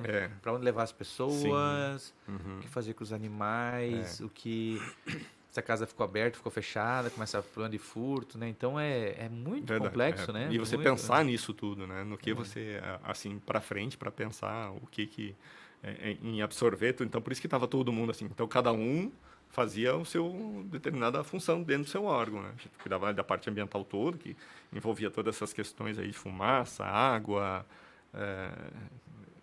esse bem-estar animal, a Defesa Civil cuidava das pessoas e tal. E tinha muita gente em hospital ali em São Francisco do Sul. E o hospital foi um dos locais atingidos pela fumaça. E aí, tirar todo esse povo do hospital também, levar para abrigo, ou levar para outro hospital. Gente mais acamada, que precisava de mais, que estava fazendo tratamento, ele teve que ir para o hospital em Joinville. Então, precisava abrir leito de vaga em Joinville para receber esse pessoal. O hospital lá também foi evacuado, o hospital em São Francisco. Então, são coisas que a gente não acompanhou diretamente, mas ficou sabendo depois, né? O Colégio Agrícola, por exemplo, ali, que é do IFES, que hoje, ali tem dormitório, né, dos alunos que ficam ali, ele foi ocupado por bastante gente. Virou um abrigo ali também. E um pessoal que saiu ali com roupa, não se preocupou em fazer uma mala para levar, porque a orientação era essa, de sair com roupa. Então, hoje, principalmente essas questões de rota de fuga, assim, então ali tem, né, por exemplo, podia sair por Enseada, podia sair ali pela Praia Grande, depois acessar lá Joinville pela 280, ou sair pelo próprio caminho ali, ou ir para locais se tivesse algum parente em um bairro afastado que não fosse o atingido. Vá lá para o seu parente, fique lá. Eu lembro que teve um casal de amigos meus que moravam em São Francisco do Sul. Ele falou assim, cara, o pessoal pediu pra gente sair. Eu falei, cara, não tem alternativa. Pega aí tua esposa, teus filhos aí e vem pra Joinville. Tua mãe mora aqui, vem pra cá. Ele falou, não, a gente já tá com coisas no carro, já meio pronto, assim, desde ontem. Eu falei, então faz isso, hoje tá mais tranquila a rodovia. Se você não conseguir vir pela 280, vai pela Praia Grande. Já dei a alternativa para ele. Ele falou, não, eu acho que eu vou até para Praia Grande mesmo. Ele, que daí você consegue acessar lá pela Praia do Urvino, você consegue acessar 280, já está próximo de Joinville ali, porque a gente está indo e vindo, né? Tem trânsito vindo para cá e tudo. Que legal. E daí tinha trem para entrar em Joinville, outra coisa também. Chamaram a gente lá, na época, a concessionária, eu acho que era a ALL, estava com uma composição de uns 100 e poucos vagões para entrar em São Francisco do Sul. Não entrou. E aí você vai dizer o que para uma empresa dessa? Está carregado para descarregar no porto. Não, ninguém está. Vocês não vão. E aí liga para a empresa. O dono da empresa lá, o dono da empresa já ligou lá para o ministro lá em Brasília. Pô, meu trem está parado lá, não consigo descarregar, não consigo entrar em São Francisco do Sul. E não entrou, cara. Não entrou. Isso é uma coisa que funcionou. O comando assim unificado, ele funcionou bem direito, assim, sabe? Ordens, cumprimento. O prefeito sempre estava junto, então a gente sempre passava as informações para ele. Que nessa semana toda mesmo só ficou a gente trabalhando ali. Um ou outro que morava em uns bairros um pouco mais distantes ali, que vinham às vezes ali mais para o centro de São Francisco e tal, dar uma olhadinha, mas dentro da área de segurança ali não circulava, né? Só nós identificados também com o veículo, com tudo, todo mundo identificado para poder trabalhar lá, para não misturar assim, não ter mais nenhuma vítima, digamos assim. Que até então era um produto, né, que era a base de explosivo, né, nitrato de amônio, só que ele estava preparado para a indústria, então a gente tinha a segurança ali que ele não ia explodir. Mesmo assim, não se tinha toda a segurança mesmo, né. Teve, eu não me lembro se de alguma empresa, eles foram buscar, eu lembro que o apoio aéreo foi buscar em Paranaguá, numa empresa do Porto, ali uma câmera térmica, para a gente tentar identificar aquelas que você consegue visualizar foco, né, pelo calor, para a gente tentar identificar o foco. E daí a gente identificou que era num cantinho assim do galpão. Tá, tudo bem, então a gente sabe que é ali o foco. Depois foi extinto e a gente começou a fazer um diagnóstico ambiental. E aí depois de toda essa que se acabou a emergência, tal, ainda foi mais uns 30 dias a gente trabalhando lá, fazendo. Aí veio para a gente fazer um tal do diagnóstico ambiental em São Francisco do Sul. Veio para o órgão ambiental. Para nós, veio para fazer junto com o órgão ambiental do município. A secretária, na época, lá me ligou, a gente vai precisar de um apoio, a gente vai fazer um diagnóstico ambiental de tudo que está entrando aqui em São Francisco, tudo que vem, tudo que vai. O Porto está botando umas informações para nós, que a gente vai ter acesso. O próprio governador, na época, conversando com ele, ele falou assim, não desligue teu telefone. Se eu precisar, a gente vai entrar em... Não digo particularmente para mim, mas tipo assim, para os respondedores, né? Para nós lá de órgão ambiental. Porque a gente não fazer esse levantamento, agora tudo que vem aqui para São Francisco, tá? Porque a gente não quer, ele foi bem enfático, ele olhou para nós assim, a gente não quer mais esse tipo de evento em Santa Catarina. Então, porque eu imagino que foi uma semanada aí de CNN internacional, estava lá fazendo reportagem, um monte de coisa, um monte de gente.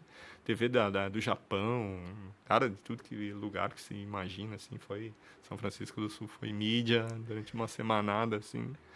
E aí a gente fez o tal do diagnóstico, né, ambiental, e eu lembro que aonde eu ia, nos depósitos, eu via aquele montinho de varrição de grão. Por exemplo, no estoque anterior ele tinha milho. Aí terminou o estoque, na varrição ele deixava os montinhos assim. A outra tinha um milho, tinha um feijão, tal. E eu me lembro que eu perguntei pro Cláudio, que era um dos gerentes na época, eu falei, Cláudio, o que você tinha aqui antes? Ele falou, não tinha nada. Aí ele falou assim, eu tinha grãos aqui.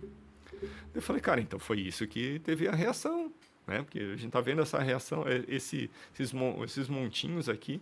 Ele falou, não, mas eu varri o pátio e o piso dele era de asfalto. É meio porosinho, assim, já não é um cimento impermeabilizado, então é poroso. Falei, mas eu varri, foi pedido para fazer a varrição e para lavar. Eu falei, cara, não foi varrido. Ou se foi varrido, eles botaram essas cascas de milho ou de feijão, e isso é matéria orgânica. Né? Foi isso que, obviamente, provavelmente reagiu. Tanto que o IGP fez os testes, eu falo IGP hoje, Polícia Científica, fez os testes com tudo, fez com eletricidade, fez com carga de raio, fez com água, fez com calor, sabe? Todos os testes para ver se reagia aquele produto ali. E ele não reagiu com nenhuma dessas, tanto que o laudo, eu tive há um tempo atrás conversando com o próprio Cláudio, lá em São Francisco do Sul, a gente até retomou esse assunto. O laudo foi inconclusivo. Não se disse o que aquele produto, nitrato de amônio, para a indústria agrícola, para uso agrícola, foi inconclusivo com a reação. Por exemplo, não teve um produto que ele dissesse, não, realmente, com esse aqui ele reagiu.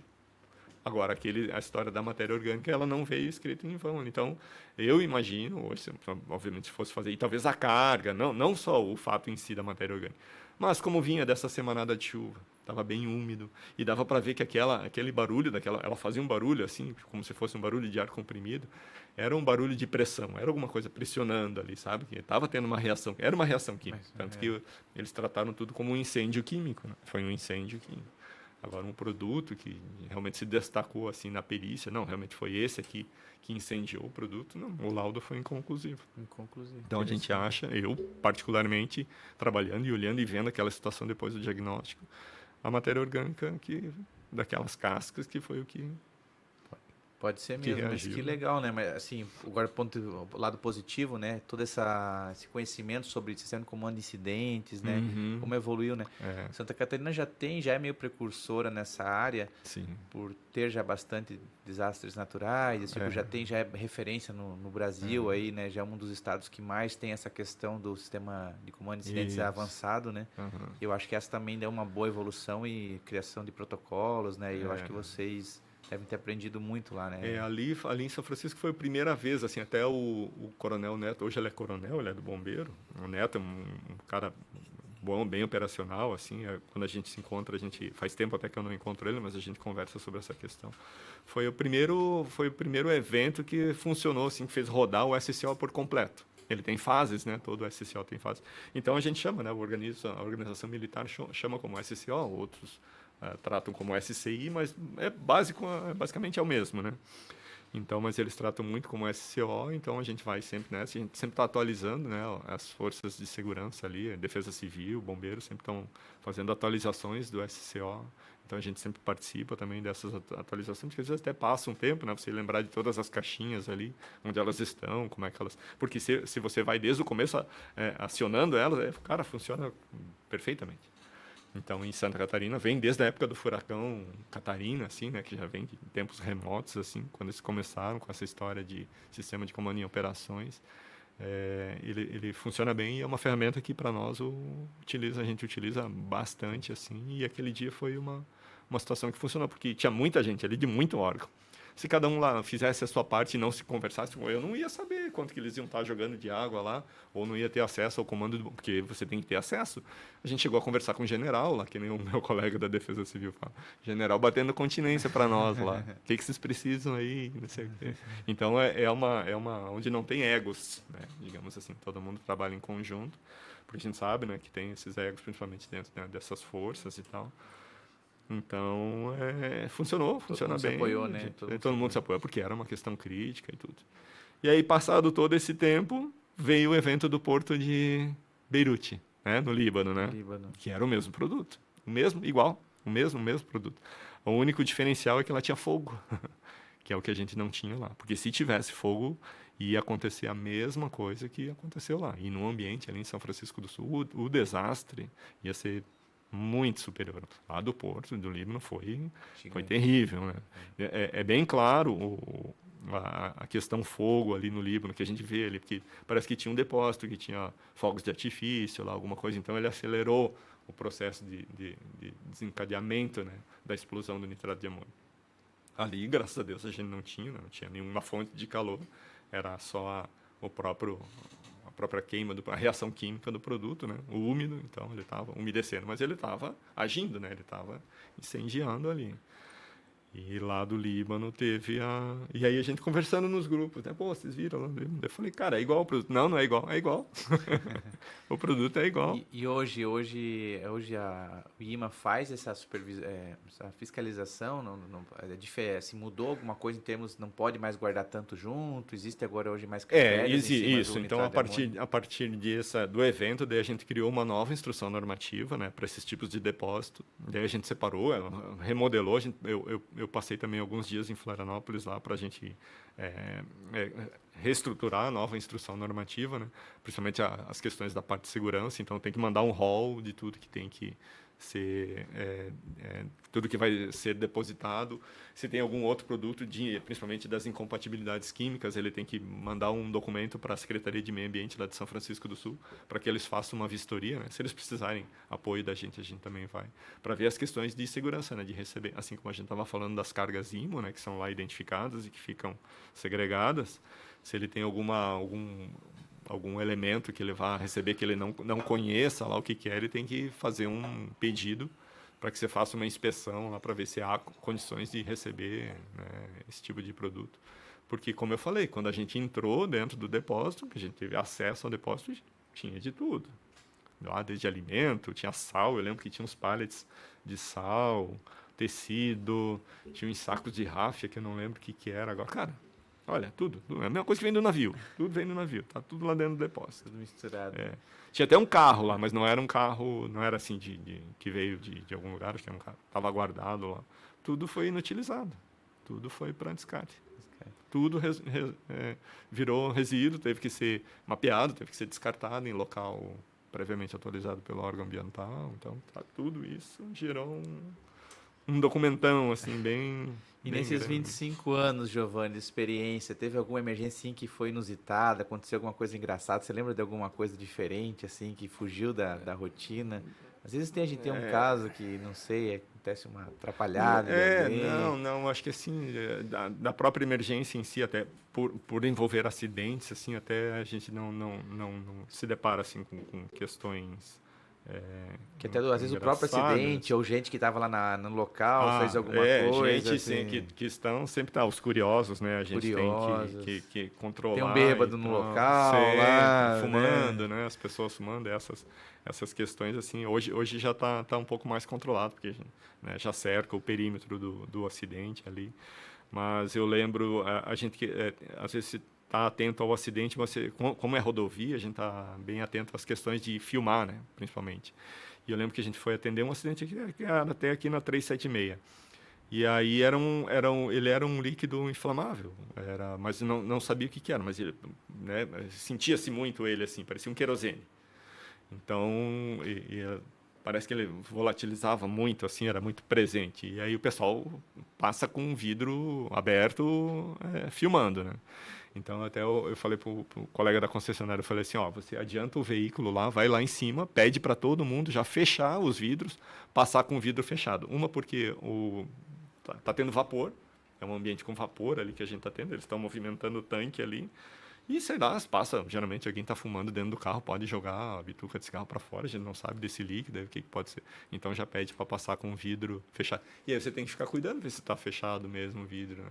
E tá cuidando ali, cuidando do acidente, e a hora tá passando ali. Esse último que deu agora do container, ali que os containers reagiram, você chegou aí lá naquele não, acho que foi em Itajaí, né? Que era 4 containers, um em cima do outro, aí um reagiu com o outro, alguma coisa assim. Esse não foi você? Acho que não. Não tava que Não, o último que eu recebi foi de Navegantes, foi do abastecimento de uma embarcação, inclusive foi no cais. Mas às vezes Navegantes já deu um grande também, né? Navegantes, Portonave, teve um acidente com amônia aquela vez lá num riff, né, que a gente chama, né, só que um container refrigerado gigante, assim, se imaginar um container, você imagina um grande que acho que também tinha algumas toneladas de frango. Chegou aí lá também nesse? Eu cheguei aí até a metade, porque eles também estavam pensando em evacuar Navegantes, até o coordenador da Defesa Civil. E era, tipo assim, meio o início de verão. Eu falei, cara, como que você vai fazer isso? Navegantes tem duas saídas. Você sai ou você sai por onde está acontecendo o acidente, que é na região da área portuária, ou você vai para Itajaí pela balsa, né? Até vai inviabilizar a balsa ali de Itajaí. Talvez saia ali até onde sai pelo Beto Carreiro, ali tem até um outro caminho. Eu falei, mas antes de você dar o start aí de evacuar, você vai ter que evacuar a região portuária que já está... com informação do incêndio, porque o incêndio é visível, porque ele tinha fogo junto com a amônia lá, né, incendiou. E ainda tinha a presença, assim, né, muito irritante, né, da amônia ali, porque ele pegou na linha, né, então até eles fecharem lá, tinha muita amônia dentro da linha, e o incêndio e tal, tanto que foi quase a metade do riff foi incendiado aquela vez. Daí ele, não, a gente vai evacuar. E eu dirigindo, vindo, e ele me ligava de vez em quando, eu atendia. Daí eu falei, tá, e como é que está a evacuação? Não, a gente está pensando mais um pouco. Eu falei, não, então pense com carinho aí, por onde que você, principalmente com rota, né, de evacuação. E São Francisco do Poço veio muito tempo depois disso. Então, ao falar em evacuar, a gente não tinha, assim, experiência nenhuma. E eu me lembro que eu só falava para ele, vocês têm experiência em evacuar, acho que é seguro, façam, só que... pela região do porto, vocês não vão poder evacuar. E ali é uma das saídas, é uma rodovia ali, né, perto do porto. Ali vocês não vão poder evacuar, porque vai ter que chegar recursos para vocês aí. Então, vai ter que sair todo mundo ou para pegar a balsa ou lá por trás. Daí ele falou, não, a gente vai esperar mais um pouco, daqui a pouco eu te ligo. E eu indo. Daqui a pouco ele me ligava novamente, né. E aí, né, vamos evacuar? Não, acho que agora está um pouco mais controlado, a gente não vai, mas vem aí, vem para cá e tal. E aí, quando eu consegui chegar lá mesmo, daí eles já tinham conseguido extinguir a parte de incêndio, já tinham fechado, mas era perceptível, assim, né, o cheiro ainda de amônia, assim, um irritante ali ainda. E ali também foi uma grande média, tem cenas no YouTube, aí você consegue pegar vídeos, né, dessa época, né? Realmente sim, um grande tem incêndio alguma coisa. Complexo, aparentemente. Agora, não lembro, assim, se alguma coisas engraçadas. Da emergência assim, não né, precisa coisas que marcaram, assim, mas é mais... Teve eu lembrei agora, um acidente. A gente, não foi o do acidente em si, mas na época eu tinha a filmagem desse acidente. Até de vez em quando eu olhava o acidente para ver onde é que estava. Era um cachorro. O caminhão, ele bateu no guarda-reio ali na segurança, ele virou e ele arrastou assim e bateu a cabine de ponta, né? Ele arrastou o caminhão assim.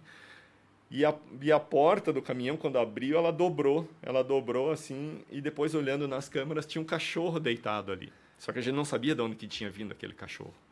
E a gente passou o dia trabalhando no acidente, aquele cachorro ali. E ele estava perto da gente, ficava ali. E dava para ver que era um cachorro bem cuidado, não era um cachorro abandonado, estava com coleira e tudo. Um cachorro preto, assim, bonito. Daí eu conversando com a Silmara, hoje ela é secretária de Meio Ambiente ali de Garuva, na época ela estava na concessionária, estava quase terminando o final do dia, aquele cachorro ali por perto. Eu falei, e Silmara, e esse cachorro?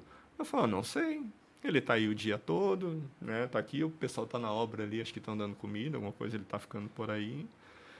Eu falei assim, esse cachorro não estava dentro da cabine do caminhão? Ela falou, não sei, o motorista, infelizmente, acabou falecendo, a empresa de São Paulo. Falou, bom, a gente vai ter que ligar para a empresa dele para saber se, por acaso, ele viajava com o cachorro. Pode ser, né? Que o cachorro estava junto com ele no caminhão. E aí ficamos com a história do cachorro. Tá? E eu falei, Silmara, se não aparecer ninguém, a gente vai ter que achar um abrigo aí em Garuva, alguma coisa para abrigar esse cachorro, até a gente descobrir se era dele ou não, daí devolver, né, para a família. Por acaso estava dentro do caminhão, ele pode ter sobrevivido ao acidente. A gente começou a pensar nisso. E aí eu estava olhando a câmera, a filmagem do acidente, daí uma hora eu olhei e tinha uma coisa preta deitada, que era bem só um pontinho preto assim. A hora que o caminhão se acidentou, que ele dobrou, a porta dobrou e passou bem no meio dele, assim, a porta dobrada. Tanto que ele se assusta, assim, com o acidente e sai correndo, né? Eu falei, não, Silmara, esse cachorro já estava lá. Daí, no outro dia, a gente foi lá, o cachorro estava lá. Daí, daí tava o dono do cachorro, tava falando, o que vocês estão fazendo com o meu cachorro? Eu falei, o senhor é o dono do cachorro? Não, ele está desde ontem. Aí, daí ele falou, não, porque tem o pessoal da obra que tem comida aqui. Às vezes eles soltam dão uma comidinha para ele, ele Ou seja, fica o caminhão que bateu na casinha do cachorro, resumindo. Não, o cachorro estava deitado assim no chão mesmo, mas a porta, quando dobrou, ela poderia ter atropelado, o caminhão poderia ter atropelado. A porta dobrou e passou pelo meio, assim, naquele vão da porta dobrada, assim, o cachorro ia. Dá para ver pela filmagem. Nasceu assim, de novo o cachorro. E ele estava ali deitadinho e ele se assustou com o acidente. Mas é uma coisa que chamou atenção, porque ele ficou rodando a gente ali. Deu uma hora ele foi perto dela, sentou ali. Eu falei, Silmara, eu tô achando que o cachorro estava dentro do caminhão. Quanta gente viaja com cachorro? Eu viajo com o meu. Mas imagine, estatística de um cachorro estar lá no local do acidente. Sim, né? E daí eu falei, a gente vai ter que se preocupar com isso, em ligar agora para a empresa, para saber. Né? Daí a empresa pode dizer, olha, realmente não sei se ele viajava com o cachorro ou não. E ligar talvez para os familiares, né? Perguntar se sabia, se tinha algum... Esse cachorro aqui é de vocês ou não é? A gente já podia eliminar. Senão tinha que também se preocupar com essa... história de cachorro na cena. Cachorro, né, na cena de emergência, mas o caminhão que foi achar o cachorro, né? É. E, Giovanni, essa parte aí do plano de áreas com os portos que você está fazendo lá, você podia resumir o que é? Então. Eu participei junto com o IBAMA, do plano de área da Baía da Babitonca. Na verdade, os empreendimentos na Baía da Babitonca, TESC, Porto São Francisco do Sul, TESC, e Porto de Itapoá são licenciados pelo IBAMA. Então, a legislação prevê que eles têm que apresentar, né, fazer o plano de área em 12 meses, apresentar o estudo, toda a coisa que regulamenta o plano de área, para quando tiver o PNC, que eles chamam, que é o Plano Nacional de Contingência, todos os somatórios dos planos de área no estado de Santa Catarina, eles vão fazer parte do PNC. Então, o plano de área, ele, na verdade, é um somatório dos PEIs, dos planos de emergência individual de cada porto. Então, os recursos que eles têm para um eventual atendimento de emergência dentro do porto, dentro das instalações portuárias. Esse PEI de todos os portos, ele é somado e isso vira um documento chamado plano de área. Então, todos os recursos que têm alocados para atendimento do PEI, eles passam a fazer parte de um atendimento de plano de área, digamos assim, se tiver algum evento. E aí a gente participou, primeira vez que a gente participou também junto com o IBAMA. O IBAMA já vinha tratando de plano de áreas pelo país, né, porque eles licenciam vários portos dentro das unidades da federação. E aí, então, tinha que se fazer o plano de área de São Francisco do Sul. E aí coube ao IMA, então, agora que temos 2 portos que daí são licenciados por nós, que é o porto de Itajaí, né, o qual a gente tinha falado aqui, e recentemente o porto de Imbituba e Laguna, que começou também com os estudos do plano de área. Esse está bem recente, a gente já fez umas reuniões, já fez a reunião inicial, eles estão acho que agora na segunda reunião do GT, que a gente chama, né, que é o do grupo de trabalho, eles têm que formar um grupo para eles agora tocarem o plano de área, né? O órgão ambiental ele dá apoio nessa parte assim da legislação, é tipo um órgão consultor, né, de como tem que ser feito o documento e tal. Então, o plano de área, basicamente, é o somatório dos PEIs, das atividades portuárias. E aí, todo esse documento, depois de consolidado, depois de, então, finalizado todos os planos de área, então, que serão 13 em Santa Catarina. O de Baía da Babitonga aqui já está aprovado. Itajaí e Imbituba e Laguna. Então, todos eles vão fazer parte do PNC, que eles chamam, né, do Plano Nacional de Contingência, onde ele foi ativado pela primeira vez nesse vazamento de óleo lá no Nordeste, aquele que atingiu lá 100 e tantas praias lá, daquele óleo lá do Nordeste, lá, que foi um trabalho braçal e grande, de inteligência. Eu converso muito com o pessoal do IBAMA, né? Principalmente com os colegas de Joinville, eles foram trabalhar, na época até eu me coloquei à disposição, né? Para ir trabalhar lá, se eles precisassem. Eles falaram que lá também, só que como o PNC também é um órgão que mais regulamenta, né? Eles não tinham assim as ferramentas, né, ou o material necessário para atingir. E era uma extensão muito grande de praias, né, atingidas por óleo. Então foram utilizados recursos lá da própria Petrobras e Transpetro, alguma coisa assim. E aí depois, obviamente, o Ministério do Meio Ambiente vai repor esses recursos, porque não se identificou o poluidor, principalmente, né, o navio, né. Tinha-se a suspeita de ser um navio... Chama de mancha órfã, alguma coisa assim, né? Assim, a gente chama de manchas de origem desconhecida, né, o termo técnico para isso, né. E ali era óleo, petróleo, alguma coisa assim, né? Então impactou bastante. Eles trabalharam bastante lá. Os colegas do IBAMA trabalharam seguidos lá, né? Ele foi na parte de verão também e tudo, então foi a primeira aparição assim do Plano Nacional de Contingência. Então a gente já sabe onde estão esses entes, né? Então quando forem consolidados os nossos de Santa Catarina, aí vai fazer parte do PNC. Aqui no Paraná, se não me engano, o porto de Paranaguá, eu só não lembro em que fase que ele já está, se ele já está aprovado ou não, mas ele já tem plano de área também, o porto de Paranaguá. Então ele vai fazer parte também, porque aí no Paraná só tem um, né? Só tem o porto de Paranaguá, né, no estado. Nós temos 3 em Santa Catarina, inclusive Itajaí, que é um dos grandes, e Navegantes, na verdade, na frente, né, que hoje concorre com Itajaí, apesar de ser porto público, né? Porto privado, na verdade, porto público é Itajaí. Então, mas estão um de frente para o outro ali. Acidentes, navio ali, litoral, não teve, em área graças a Deus, não portuária, tava em nada em Santa O Catarina. último que eu participei foi Norsul, em São Francisco do Sul, né? Aquele carregados com bobina também, esse também outro aprendizado também, né? O que fazer numa embarcação de navio, né? Carregado com algumas milhões de toneladas. Ele sozinho, ele é 13 mil toneladas, a barcaça. Ele é um conjunto, né? Eles chamam conjunto barcaça empurrador. Ali também foram 7, 8 ambientes, na verdade foram 13 ambientes atingidos e 7 praias, digamos assim, atingidas com óleo. Né? Daí é óleo de tudo, né?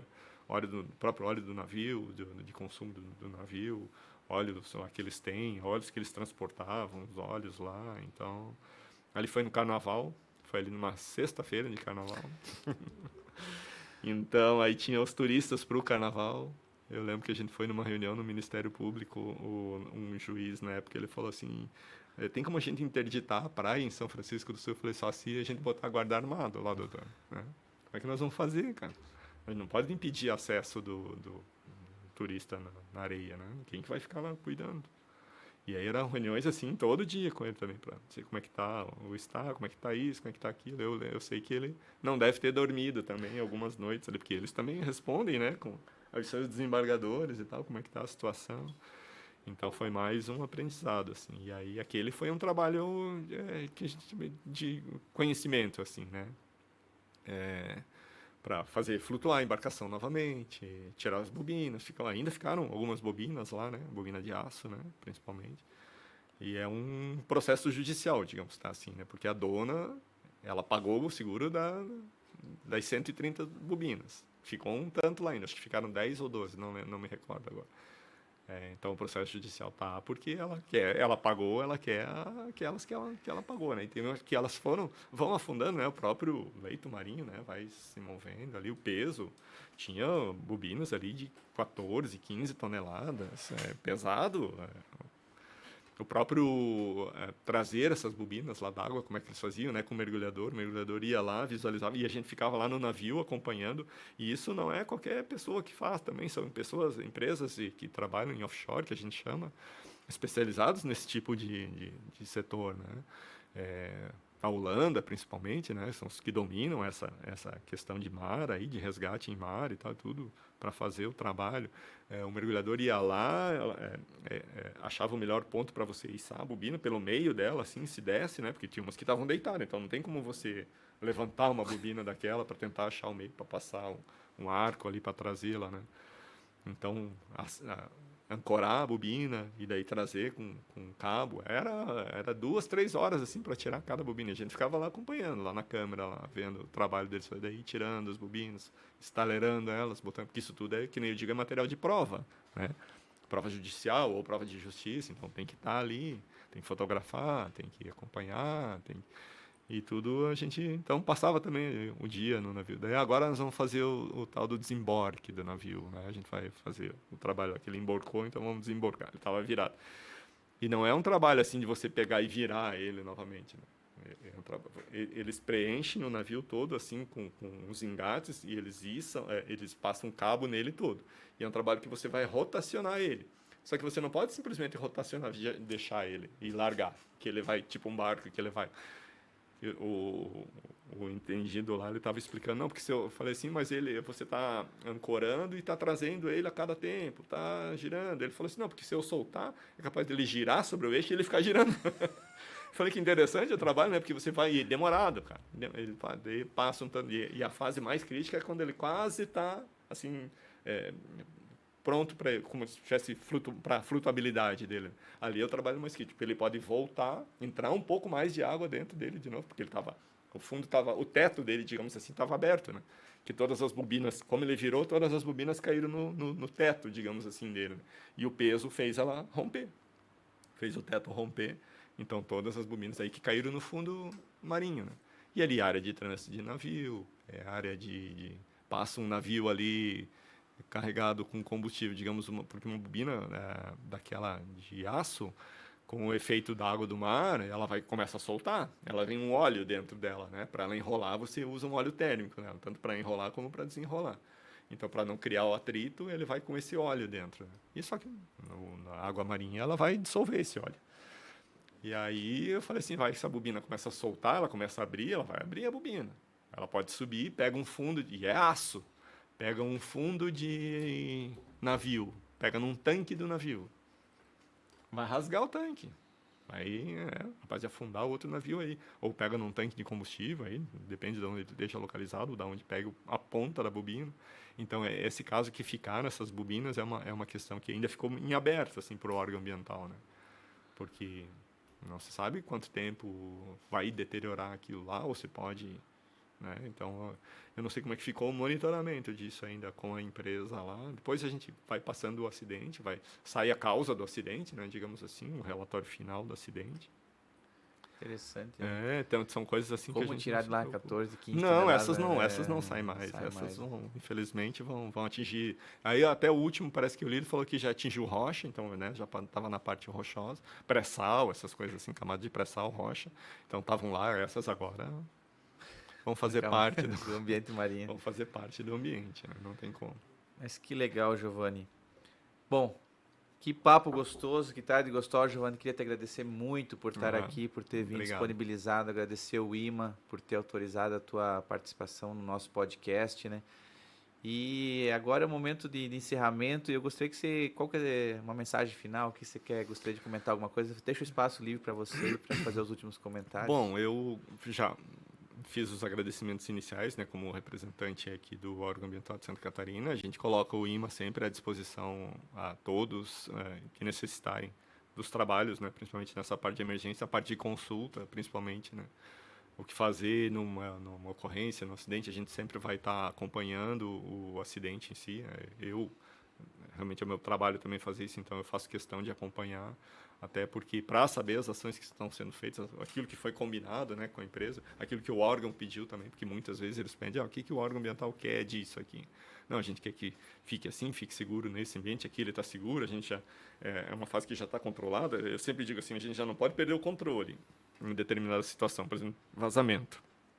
O tanque está fechado, a gente conseguiu estancar o vazamento, não vamos mexê-lo, vamos deixar assim, para a hora que começar a parte de transbordo, fazer seguro. Então, né, não se mexe mais na cena, deixa assim como é que está, e no outro dia a gente está lá para acompanhar, para que o trabalho flua assim da melhor maneira possível. A gente quer ganhar tempo nisso, porque a gente sabe, principalmente na concessionária, né, que o usuário, como a concessionária costuma dizer, ele quer usar a rodovia. Ele não quer ficar parado 12 horas, 10, 12 horas em acidente. E a gente sabe que nesse trecho, principalmente nesse trecho crítico aqui, da 376-101, um acidente ali. Agora teve um incêndio, esses dias, aí, acho que 2, 3 dias atrás, teve um incêndio no cavalo mecânico de um caminhão que estava carregado com líquido inflamável. Até eu perguntei no grupo ali do pessoal lá de Joinville da Segurança como que tinha ficado aquela ocorrência, porque eu não recebi mais nada.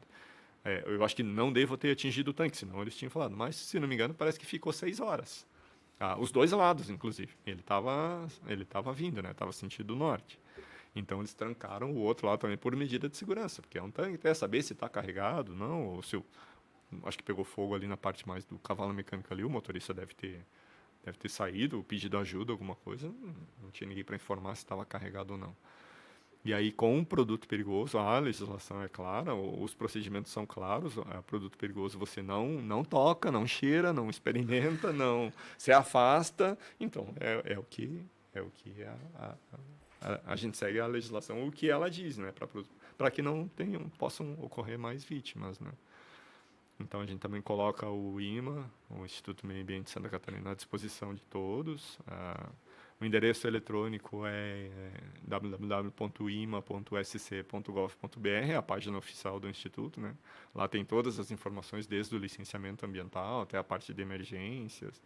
Tem umas fotos, tem as fiscalizações que a gente faz, principalmente falando mais dessa área da emergência em si. E a gente está sempre por aí à disposição quando tiver. A gente sempre diz assim, né? Quando se encontra, a gente se encontra no próximo, na próxima emergência, porque geralmente são até os mesmos atores, mesmo que a gente se encontra. Então o trabalho também a gente já sabe como é que funciona, já conhece um ou outro. E geralmente a gente se encontra, assim, não tem se encontrado até porque não tem acontecido. Até é bom, a gente fala que não. Faz tempo que não acontece um acidente. Aí começa assim, dá uns 2, 3 em seguida, assim. Então, às vezes é isso também. Eu lembro de ter atendido um acidente, terminado chego em casa, toco o telefone. Aconteceu outro acidente. Eu falei, não, como? Não, agora vídeo não, mas esse é outro. Aconteceu aí. Em seguida, pode ir. Posso. Só vou trocar de roupa aí, já vou. E assim. Daí não, você não estava no acidente. Ela falou, tá, então, agora a gente está nesse aí. E assim vai. E assim a gente vai levando, vai respondendo da melhor maneira possível, né? O órgão também, ele sempre tem que estar à disposição para esclarecer, né? Dúvidas, principalmente quando eu falei sobre essa questão aí de interromper abastecimento público, coisas mais graves, assim, né? Então, nos perguntam principalmente, isso é perigoso, como é que está? E a gente tem que alertar a população justamente para isso, né? Que ela não sabe. Ocorria, eu agora realmente de acidente não tenho acompanhado, mas muito saque, né? Saquear a carga, né? Então, para produto perigoso não tem como, né? E já aconteceu atender caminhão, acidente com tinta, por exemplo, as embalagens lá que estavam intactas lá, o povo atravessando a rodovia com um galão de tinta. Não tem como você abraçar todo mundo, né? A gente fala com a polícia e fala, cara, infelizmente, a gente está em 2 aqui, controlando o trânsito, e como é que você vai controlar? E aí você fala para os caras, não, né? Não dá, isso aí não pode. Acha que dão bola? Não, eles querem o que puder saquear, infelizmente, né? Então, isso são coisas inerentes, assim, emergência, mas que a gente tem que estar atento, cuidando de todo mundo. E tratar o acidente, assim, como a gente chama, da melhor maneira possível, né?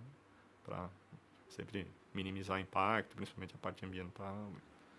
É muita experiência, Giovana. Acho que vai ter que voltar aqui mais vezes no nosso podcast. Estamos à disposição, talvez, trazer, eu não sei se a gente tem fotos, assim, talvez até mostrar, assim, isso aqui foi assim, aconteceu isso, aquele, talvez até para ilustrar, assim, no podcast, acho que fica legal mostrar umas imagens. Às vezes a gente fala assim, não, que nem essa do trem, né?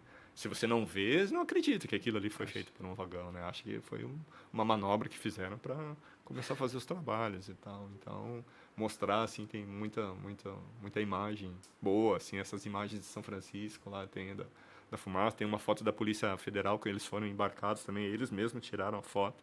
Então, estava um dia claro, assim, então eles foram pelo mar, né, para chegar mais rápido, então dá para ver aquela fumaça toda, assim, saindo ali pela Bahia, ali, tá uma coisa impactante, assim, chama a atenção. Então, para ilustrar, a gente pode combinar. Fica o convite, dá sim para passar imagens, vamos começar a conversar sobre essas emergências. Eu acho que o pessoal adora isso também, ver as emergências, né, que aconteceram.